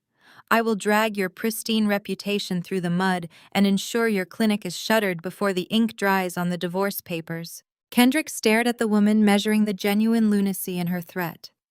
A messy public abuse scandal, however baseless, would instantly trigger a board review and jeopardize his surgical license. I stepped out from the shadow of a concrete pillar, having followed Kendrick down from the clinic to review the final asset separation logs. Kendrick locked eyes with me. He saw the cold, calculated certainty in my expression. I gave him a single, barely perceptible nod. He turned back to Patricia, his face an impenetrable mask of compliance. "Have your party," Kendrick stated flatly. He unlocked his car and drove away, leaving Patricia standing in the garage, falsely believing she had just won a war she had already catastrophically lost. The next 48 hours were a masterclass in digital warfare. I sat at my kitchen island, the glow of my monitors reflecting off the dark granite countertops. Patricia wanted a spectacle to preserve her fragile, fraudulent empire. I intended to give her a show that Chicago high society would never forget. I compiled every single piece of evidence into a single, perfectly organized master file. I dragged and dropped the offshore banking receipts, the forged commercial real estate signatures, and the intercepted wire transfers. I included the encrypted communications between Madison and Richard, detailing exactly how they planned to bleed Kendrick dry. I formatted the presentation to execute automatically. No passwords, no firewalls, just a self-executing slide deck of absolute financial ruin. I loaded the entire digital arsenal onto a sleek silver flash drive. It weighed less than an ounce, but it held enough destructive power to obliterate my biological family's entire social and financial existence. I slipped the drive into my evening clutch and turned my attention to my wardrobe. If I was going to be the architect of their final downfall, I was going to look the part. I chose a floor-length emerald green silk gown with sharp architectural lines. It was a dress designed for power, not for blending into the background. I styled my hair in a sleek, immaculate twist and applied a bold, dark red lipstick. I looked at my reflection in the full-length mirror. The scared, marginalized girl who had once begged for Patricia's conditional affection was completely gone. The woman looking back was a highly calibrated weapon entirely immune to their manipulation. I grabbed my clutch, stepped out of my apartment, and hailed a car to the Drake Hotel. The grand ballroom was a suffocating display of manufactured perfection. Crystal chandeliers cast a warm golden glow over the sea of Chicago elite. Waiters navigated through the crowd carrying silver trays of champagne, while a string quartet played softly in the corner. The room was packed with politicians, hospital board members, and wealthy investors, all completely oblivious to the fact that the hosts were standing on a trap door. I walked through the gilded double doors, my emerald dress standing out sharply against the pastel tones of the floral arrangements. The ambient chatter of the room seemed to lower as a few guests turned to look at the unexpected arrival. I took 3 steps into the ballroom before a hand clamped onto my forearm. Patricia stepped squarely into my path, her manicured fingers digging into my skin with desperate strength. She wore a heavy diamond necklace that probably belonged to a creditor, and her face was a tight mask of suppressed panic. Her eyes darted around the room, terrified that the wealthy guests might notice the sudden tension. "What are you doing here?" Patricia hissed, keeping her voice low to avoid drawing a crowd. "I did not send you an invitation. You are not part of this family. Stay in the back. Do not ruin your sister's night." I smiled. I wouldn't dream of missing her speech. I brushed past Patricia, leaving her sputtering in the foyer. The grand ballroom was a magnificent spectacle of forced opulence. 400 of Chicago's elite figures mingled under the vaulted gold-leafed ceiling. Surgeons board directors and private equity giants sipped vintage champagne, entirely unaware they were attending a high society execution.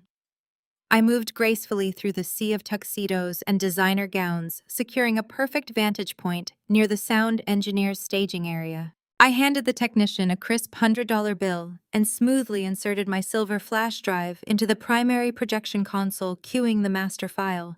The trap was fully set. I simply needed the guest of honor to step onto the stage. The string quartet abruptly stopped playing.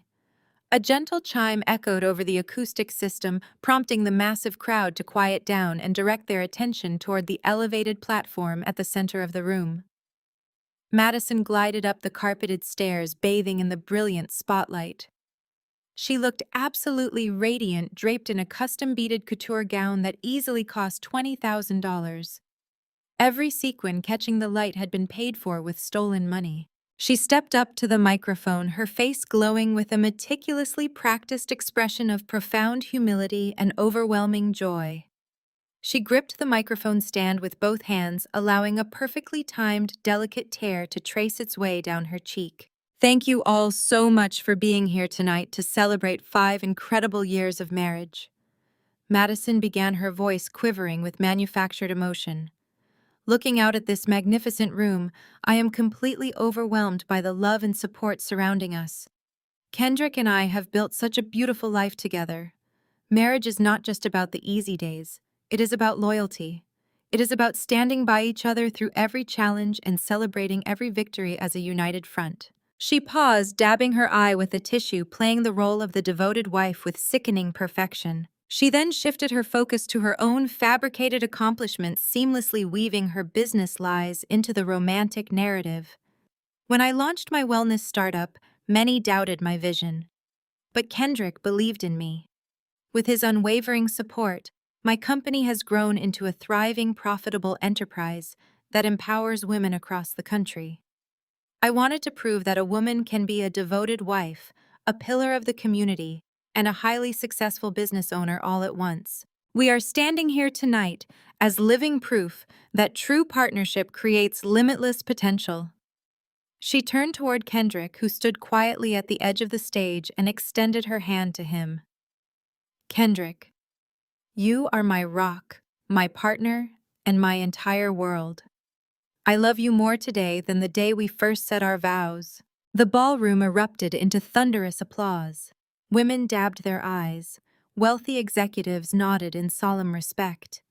It was a masterclass in manipulation, a flawless performance by a woman who had spent the last 2 years systematically robbing the man she was currently praising. Patricia beamed from the front row, looking incredibly smug, convinced her heavy-handed blackmail had successfully saved their social standing. Kendrick stepped onto the stage, moving with the measured grace of a surgeon walking into an operating theater. He took Madison's outstretched hand, gave it a brief formal squeeze, and accepted the microphone. The applause gradually died down, replaced by a hushed, expectant silence. The guests waited eagerly for the loving husband to return the beautiful sentiments. Kendrick did not speak immediately. He stood at the center of the stage, the microphone resting casually in his hand. He looked down at Madison, his expression completely unreadable, stripped of any warmth or affection. He then looked out at the front row, his eyes briefly locking onto his parents, who sat proudly anticipating his speech. Finally, his gaze swept over the crowd and found me standing in the shadows by the tech console. I gave him a single definitive nod. The countdown had reached 0. Kendrick raised the microphone. His voice when he finally spoke was calm, resonant, and utterly devoid of emotion. It cut through the silent ballroom like a scalpel. "Madison, you have certainly taught me a great deal about loyalty tonight," he said, his tone chillingly even. "Specifically, how you have loyally stolen $2.5 million from my family's pediatric charity fund to pay for your father's failing business, and this very dress you are wearing." A collective synchronized gasp echoed through the massive ballroom. 400 guests froze in absolute stunned horror. The silence that followed was incredibly dense, suffocating in its intensity. Madison's perfect tearful smile instantly warped into a mask of pure, unadulterated terror. She physically stumbled backward, her designer heels catching on the carpeted stage, her eyes wide with shock. Down in the front row, Patricia let out a strangled, breathless choke, her face draining of all color. Kendrick did not stop. He signaled me with a subtle wave of his hand. I hit the execution key on the digital console. The massive projection screens flanking the stage, originally meant to display a romantic slideshow of the happy couple, suddenly flared to life. The screens did not show wedding photos. They displayed high-resolution scans of the forged wire transfers, the offshore routing numbers, and the depleted charity fund ledgers. Every single stolen dollar was meticulously documented and projected in 30-foot glowing numbers for the entire Chicago elite to witness. Kendrick turned fully toward Madison, who was now trembling violently, her breathing shallow and panicked as she desperately searched the entire room for an exit that did not exist. "You wanted a public celebration of our life together," Kendrick stated, his deep voice booming over the speakers, completely devoid of mercy. "You demanded we stand before our peers and showcase the reality of our marriage. I am simply giving you exactly what you asked for, down to the very last devastating detail." The collective gasp of 400 guests was shattered by the frantic screech of a woman watching her social empire burn. Patricia lunged toward the stage, her silk gown snagging on a floral arrangement as she scrambled up the carpeted stairs. She shoved past the stunned string quartet and lunged directly for Kendrick, her manicured claws raking the air as she tried to physically rip the microphone from his hand. She screamed a high-pitched sound of pure panic, declaring that Kendrick was a deranged liar and a monster. She ordered the engineer to cut the power, waving her arms wildly to block the view. She grabbed Kendrick's lapel, her diamond bracelets clattering against his microphone stand, desperately trying to wrestle control back into her hands. Kendrick did not move an inch. He simply let Patricia physically exhaust herself against his solid frame. Before the hired security guards could reach the edge of the stage, a commanding voice pierced through the chaos. "Sit down and remove your hands from my son." Judge Eleanor Thornton rose slowly from her front row seat. The entire ballroom instantly quieted. Judge Thornton was not merely a wealthy matriarch. She was a sitting federal appellate judge with a reputation for merciless, unyielding authority. She smoothed her tailored evening jacket and locked eyes with Patricia. Her gaze was colder than absolute zero. "Let my son speak." "Patricia," she commanded, her voice carrying effortlessly across the silent room without a microphone, "or I will personally have you arrested and dragged out of this ballroom for disturbing the peace." Patricia froze, her fingers slowly uncurling from Kendrick's suit jacket. The threat of being led out of the Drake Hotel in handcuffs was the only thing powerful enough to penetrate her absolute hysteria. She took a trembling step backward, her face ashen, looking frantically around the room for a single sympathetic face. She found absolutely none. The society matrons and hospital board members who had been drinking her champagne just moments before were now staring at her with undisguised contempt. Seeing Patricia neutralized, I stepped out from the shadows near the edge of the stage and walked purposefully toward the elevated audio-visual booth at the back of the room. The sound engineer, a young guy in a black polo shirt, saw my expression and immediately stepped aside. I did not just want them exposed, I wanted them completely mathematically obliterated. I reached into my clutch and pulled out the primary encrypted flash drive, the master key containing the raw, unfiltered data dump I had held in reserve. I slid it into the main server terminal and bypassed the hotel's standard projection software entirely. I hijacked the main feed. The massive digital screens flanking the stage flickered, glitching for a fraction of a second before the romantic slideshow of Madison and Kendrick was permanently erased. In its place, a cascading wall of high-definition forensic evidence illuminated the grand ballroom. I routed the feed to cycle every 10 seconds, creating an inescapable loop of absolute financial treason. The first slide displayed the precise bank transfers from the pediatric charity fund. I had magnified the routing numbers and highlighted the exact recipient accounts in blinding neon red. The guests watched in stunned silence as the screen updated, showing those exact stolen funds moving directly into Richard's failing commercial real estate holding company.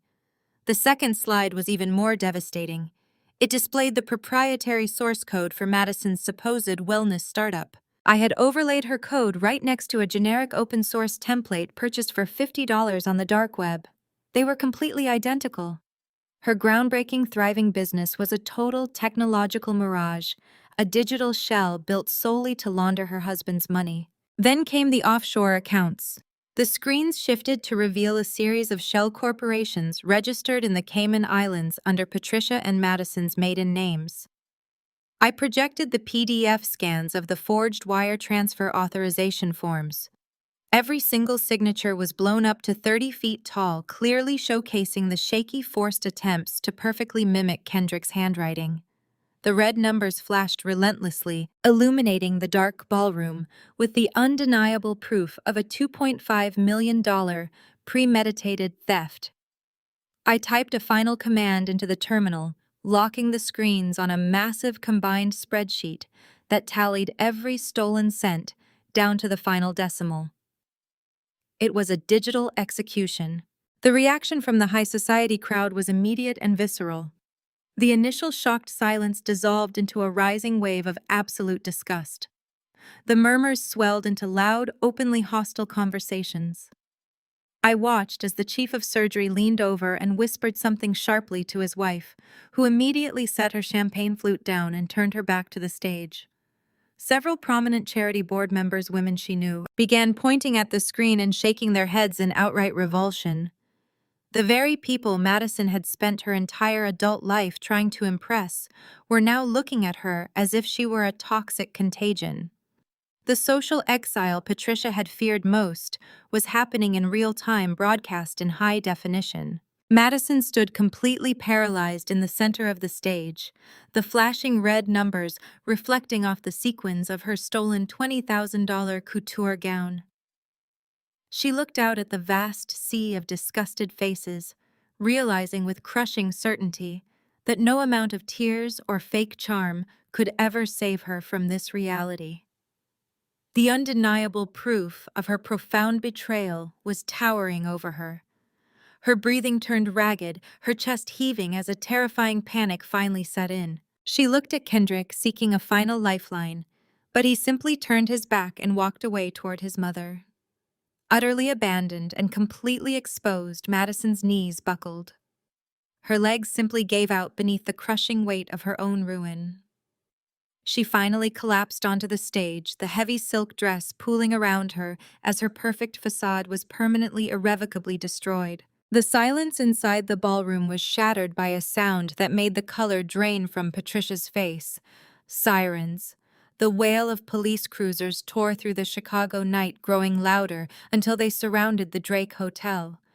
Through the windows, red and blue emergency lights began to flash against the gold-leafed walls, casting erratic shadows across the terrified guests. The elite crowd stepped back instinctively, forming a wide perimeter around the stage and the immediate family. Judge Eleanor Thornton remained standing, her posture rigid, and her expression displaying no sympathy.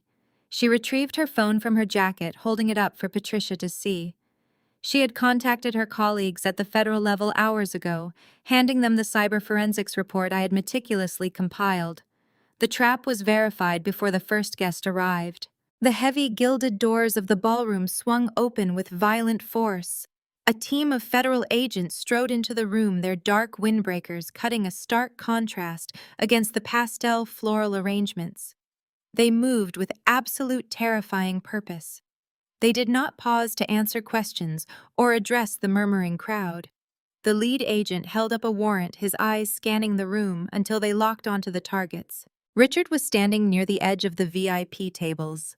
He had spent the last 10 minutes trying to remain invisible, hoping the spotlight would stay fixed on Madison's humiliation. But the moment he saw the federal windbreakers, the instinct of a cornered animal took over. He looked at the agents, looked at the evidence of wire fraud glowing on the screens, and made a desperate calculation. He abandoned his daughter. He abandoned his wife. Richard turned and bolted toward the swinging doors of the hotel's catering kitchen. He did not make it far. He shoved through the first set of double doors, knocking over a waiter carrying a tray of empty champagne flutes, sending crystals shattering across the hardwood floor. Two federal agents immediately broke off from the main formation, sprinting after him with trained efficiency. The wealthy guests gasped and parted, scrambling to get out of the way. Richard slipped on the spilled champagne, his arms flailing wildly as he clawed at the doors. Before he could regain his footing, an agent tackled him, slamming him face first into a service cart. The heavy thud echoed back into the ballroom. Simultaneously, the lead agent and two others reached the main stage. Madison was still crumpled on the carpet, her hands covering her face. She was sobbing uncontrollably, her chest heaving with violent gasping breaths. The delicate tears she had shed during her speech had been replaced by a torrent of genuine agony. Thick black mascara ran down her cheeks in dark, jagged streaks, staining the collar of her couture gown. She looked utterly pathetic, stripped of her false elegance and reduced to a trembling mess. "Stand up!" The lead agent ordered, his voice devoid of warmth. Madison shook her head, unable to form words, her nails digging into the carpet. The agent leaned down, grabbed her by the arm, and hauled her to her feet with zero gentleness. He spun her around, forcing her hands behind her back. The sharp click of handcuffs snapping shut around her wrists cut through her hysterical sobbing. Patricia screamed, her hands flying to her mouth in sheer horror. She rushed forward, her heels slipping on the stage steps. "You cannot do this!" Patricia shrieked, her voice cracking with desperation. "Do you know who we are?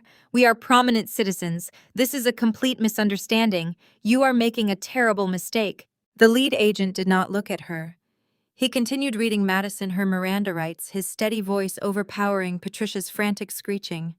Another agent stepped squarely into Patricia's path, holding up a firm hand. "Step back immediately, or you will be detained for interfering with a federal investigation," he warned.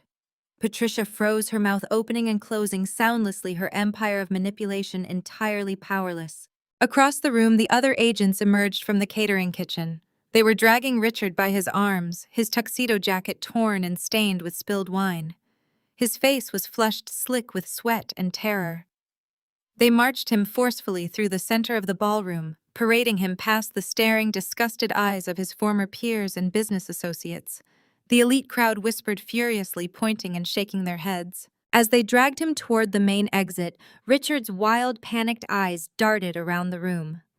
He was searching for a way out, for a loophole for someone to manipulate. His gaze swept past the stage, past his sobbing daughter, and locked directly onto me. I stood near the sound booth, illuminated by the glow of the screens displaying his crimes. I wore my emerald green silk gown, like armor, entirely untouched by the chaos destroying my biological family. A desperate, deranged glimmer of hope flared in Richard's eyes. He dug his heels into the carpet, fighting the agents just enough to slow their progress. He looked at me, a man completely stripped of his pride, reduced to begging the very daughter he had discarded and underestimated. Sienna, Richard screamed, his voice raw and echoing off the vaulted ceiling. Sienna, tell them it is a mistake. Tell them you can fix this. You have the money, Sienna. Bail us out, please, you have to bail us out.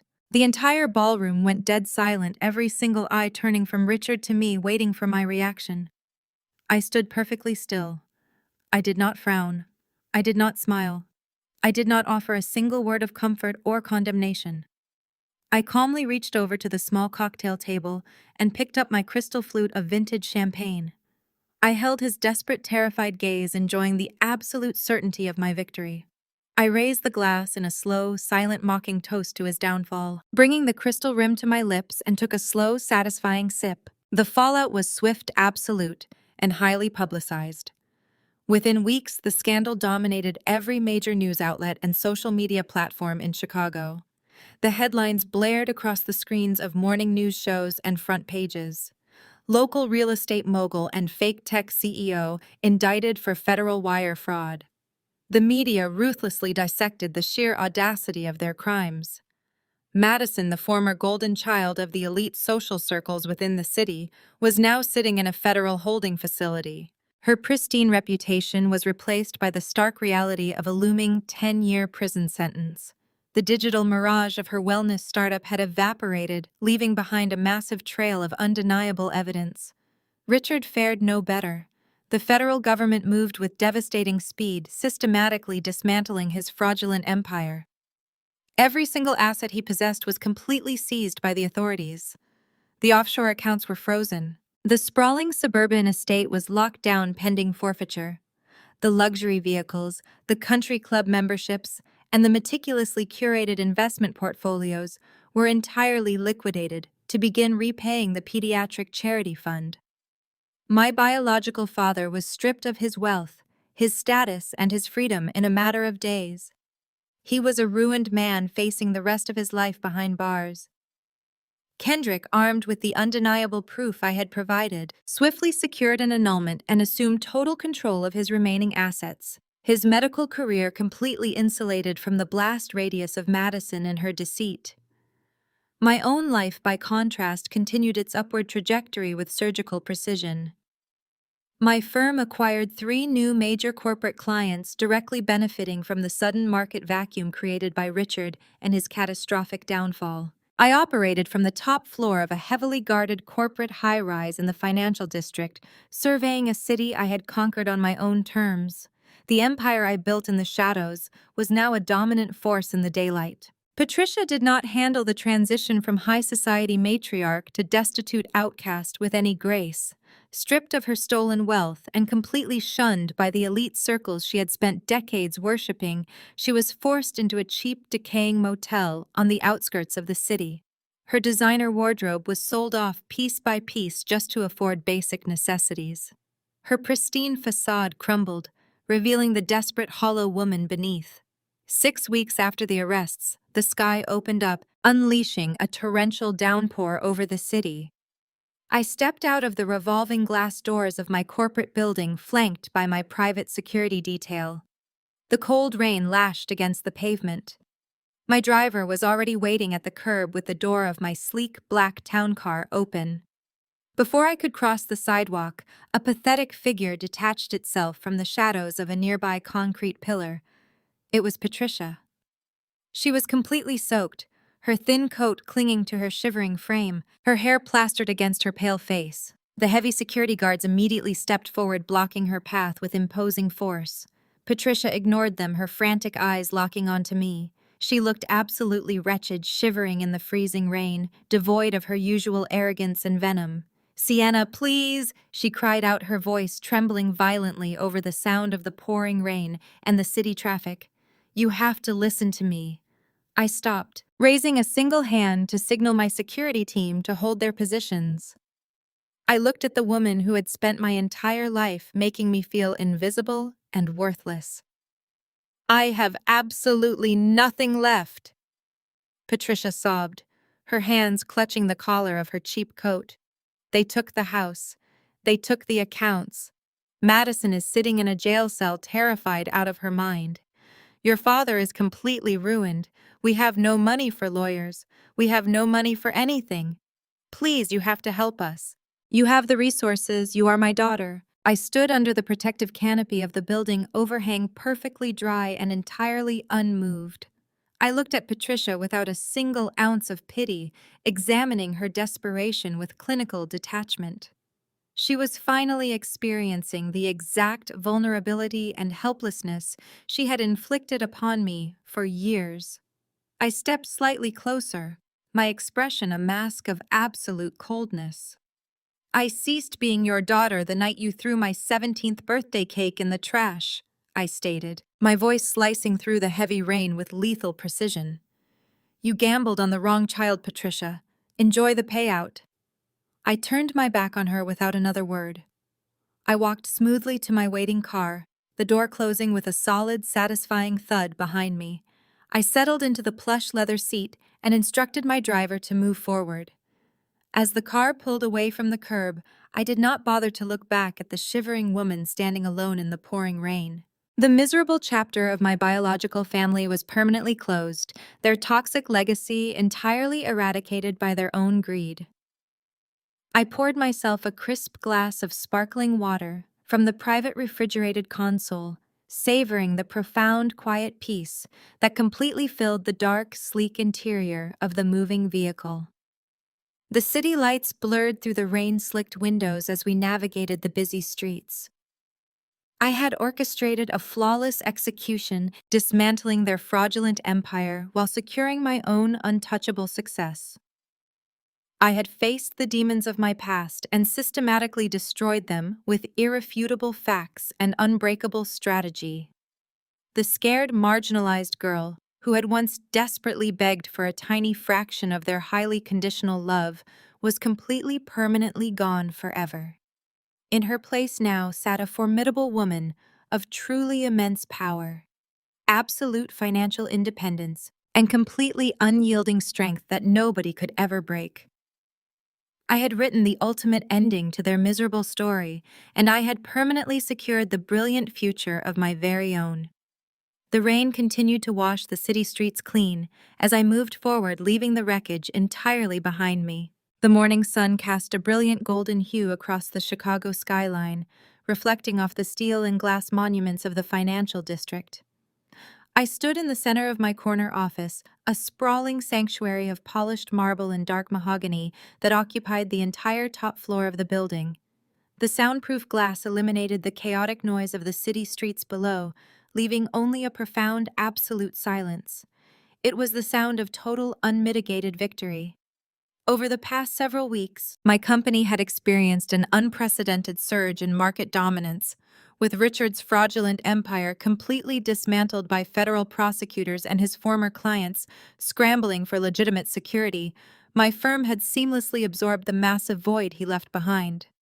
Our stock valuation had skyrocketed, breaking every projected quarterly record and solidifying my position as the premier cybersecurity architect in the region. The financial publications that once featured my father's fabricated successes were now dedicating their cover stories to my legitimate, undeniable rise. I walked over to my massive desk, running my hand along the cool, smooth surface.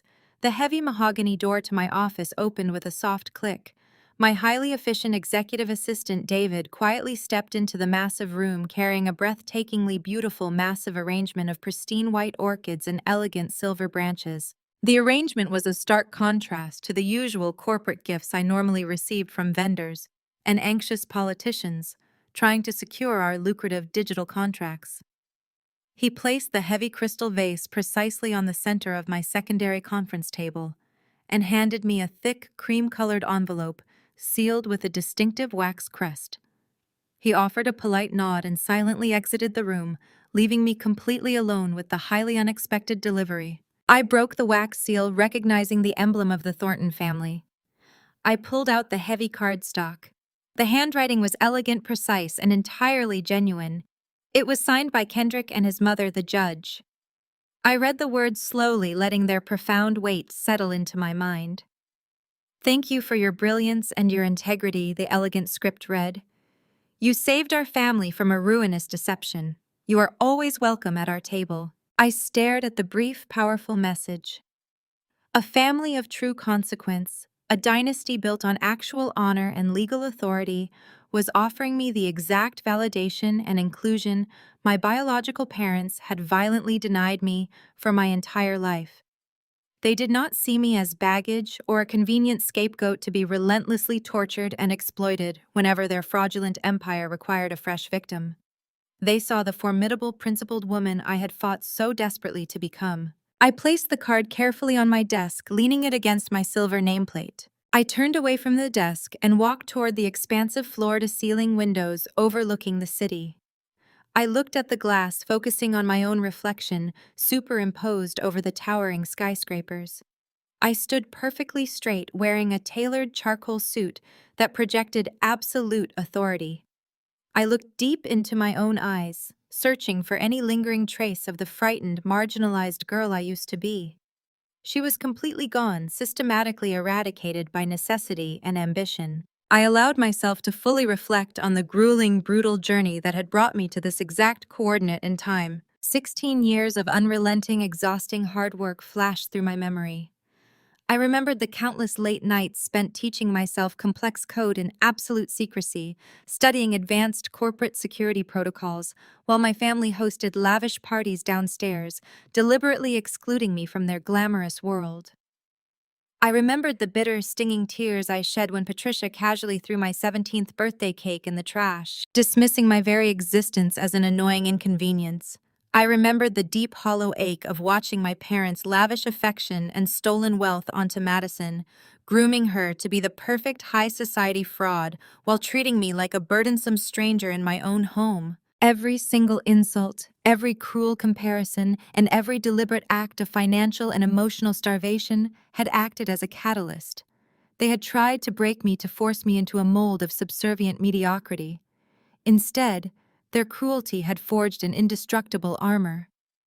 The relentless drive to survive their toxic environment had transformed me into a lethal, highly calibrated corporate weapon. I was not the family scapegoat.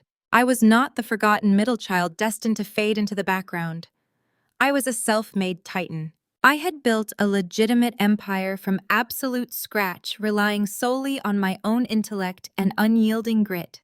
I had systematically exposed a multi-million-dollar criminal conspiracy, protected an innocent family from utter ruin, and watched my abusers face the exact consequences they had spent a lifetime earning. Madison was finally trading her stolen couture gowns for an orange jumpsuit, while Richard was stripped of everything he ever valued. The city stretched out before me, a vast network of endless opportunity waiting to be claimed. The rain had washed away the fraudulent past, leaving a clear, limitless horizon. This was my domain now, secured through brilliance rather than deceit, built on solid ground rather than fragile illusions. I felt a massive surge of pure, raw electric energy fiercely course through my veins. The game was far from over. The playing field had simply expanded. I turned away from the window, walked back to my desk, and confidently picked up my phone. I hit the speed dial button for my dedicated chief financial officer. He immediately answered on the very first ring, his voice exceptionally sharp, entirely alert, and completely ready for any necessary action, eagerly awaiting my next command. Gather the executive board and meet me in the primary conference room in exactly 10 minutes. I instructed, my voice ringing with absolute, undeniable authority, ready to seize the future I had painstakingly created. Let us now prepare for the global expansion. We have got work to do. Slowly fade to black.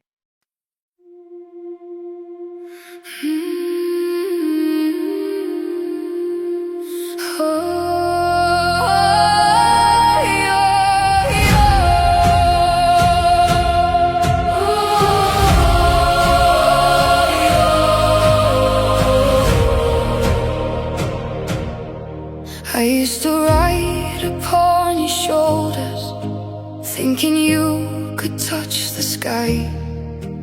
Every road felt less uncertain when I saw the world through your eyes.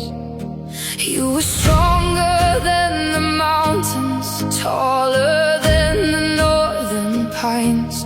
And when the winter coming, you would stand between them and I. Time kept moving like the river, years slipped slowly out to sea.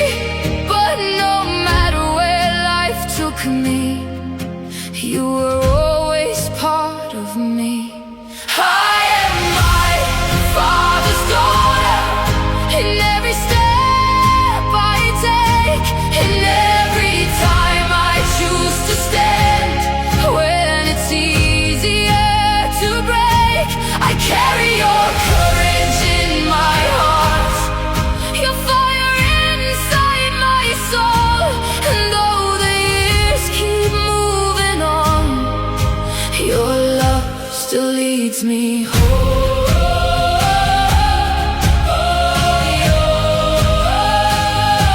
You taught me strength is not in power, but in kindness when it's hard. You taught me how to keep on going when the road grows cold and dark. Every lesson, every story, every laugh around the flame lies within me like an echo, calling softly through my name. And when I face my greatest battles, when I feel I can't go on, I can hear your voice beside me saying, child, you're stronger than you know.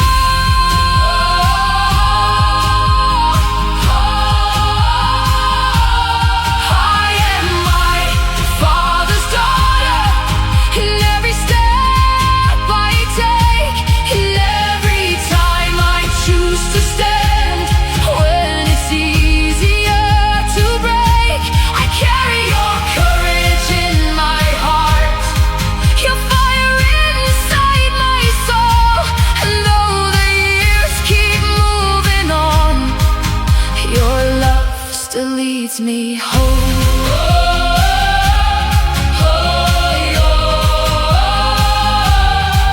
One day the snow will cover footprints, one day the fire will burn low, but the things a father gives his daughter are the things that never go.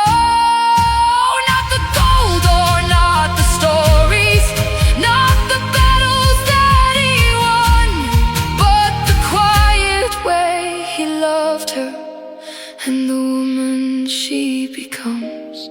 I am my Father's daughter, and I always will remain. Through every triumph, every loss, through every joy and every pain, the world may change around me, the stars may fade above, but I will always carry with me my Father's endless love. And when they ask me who I am, I'll smile and answer softly.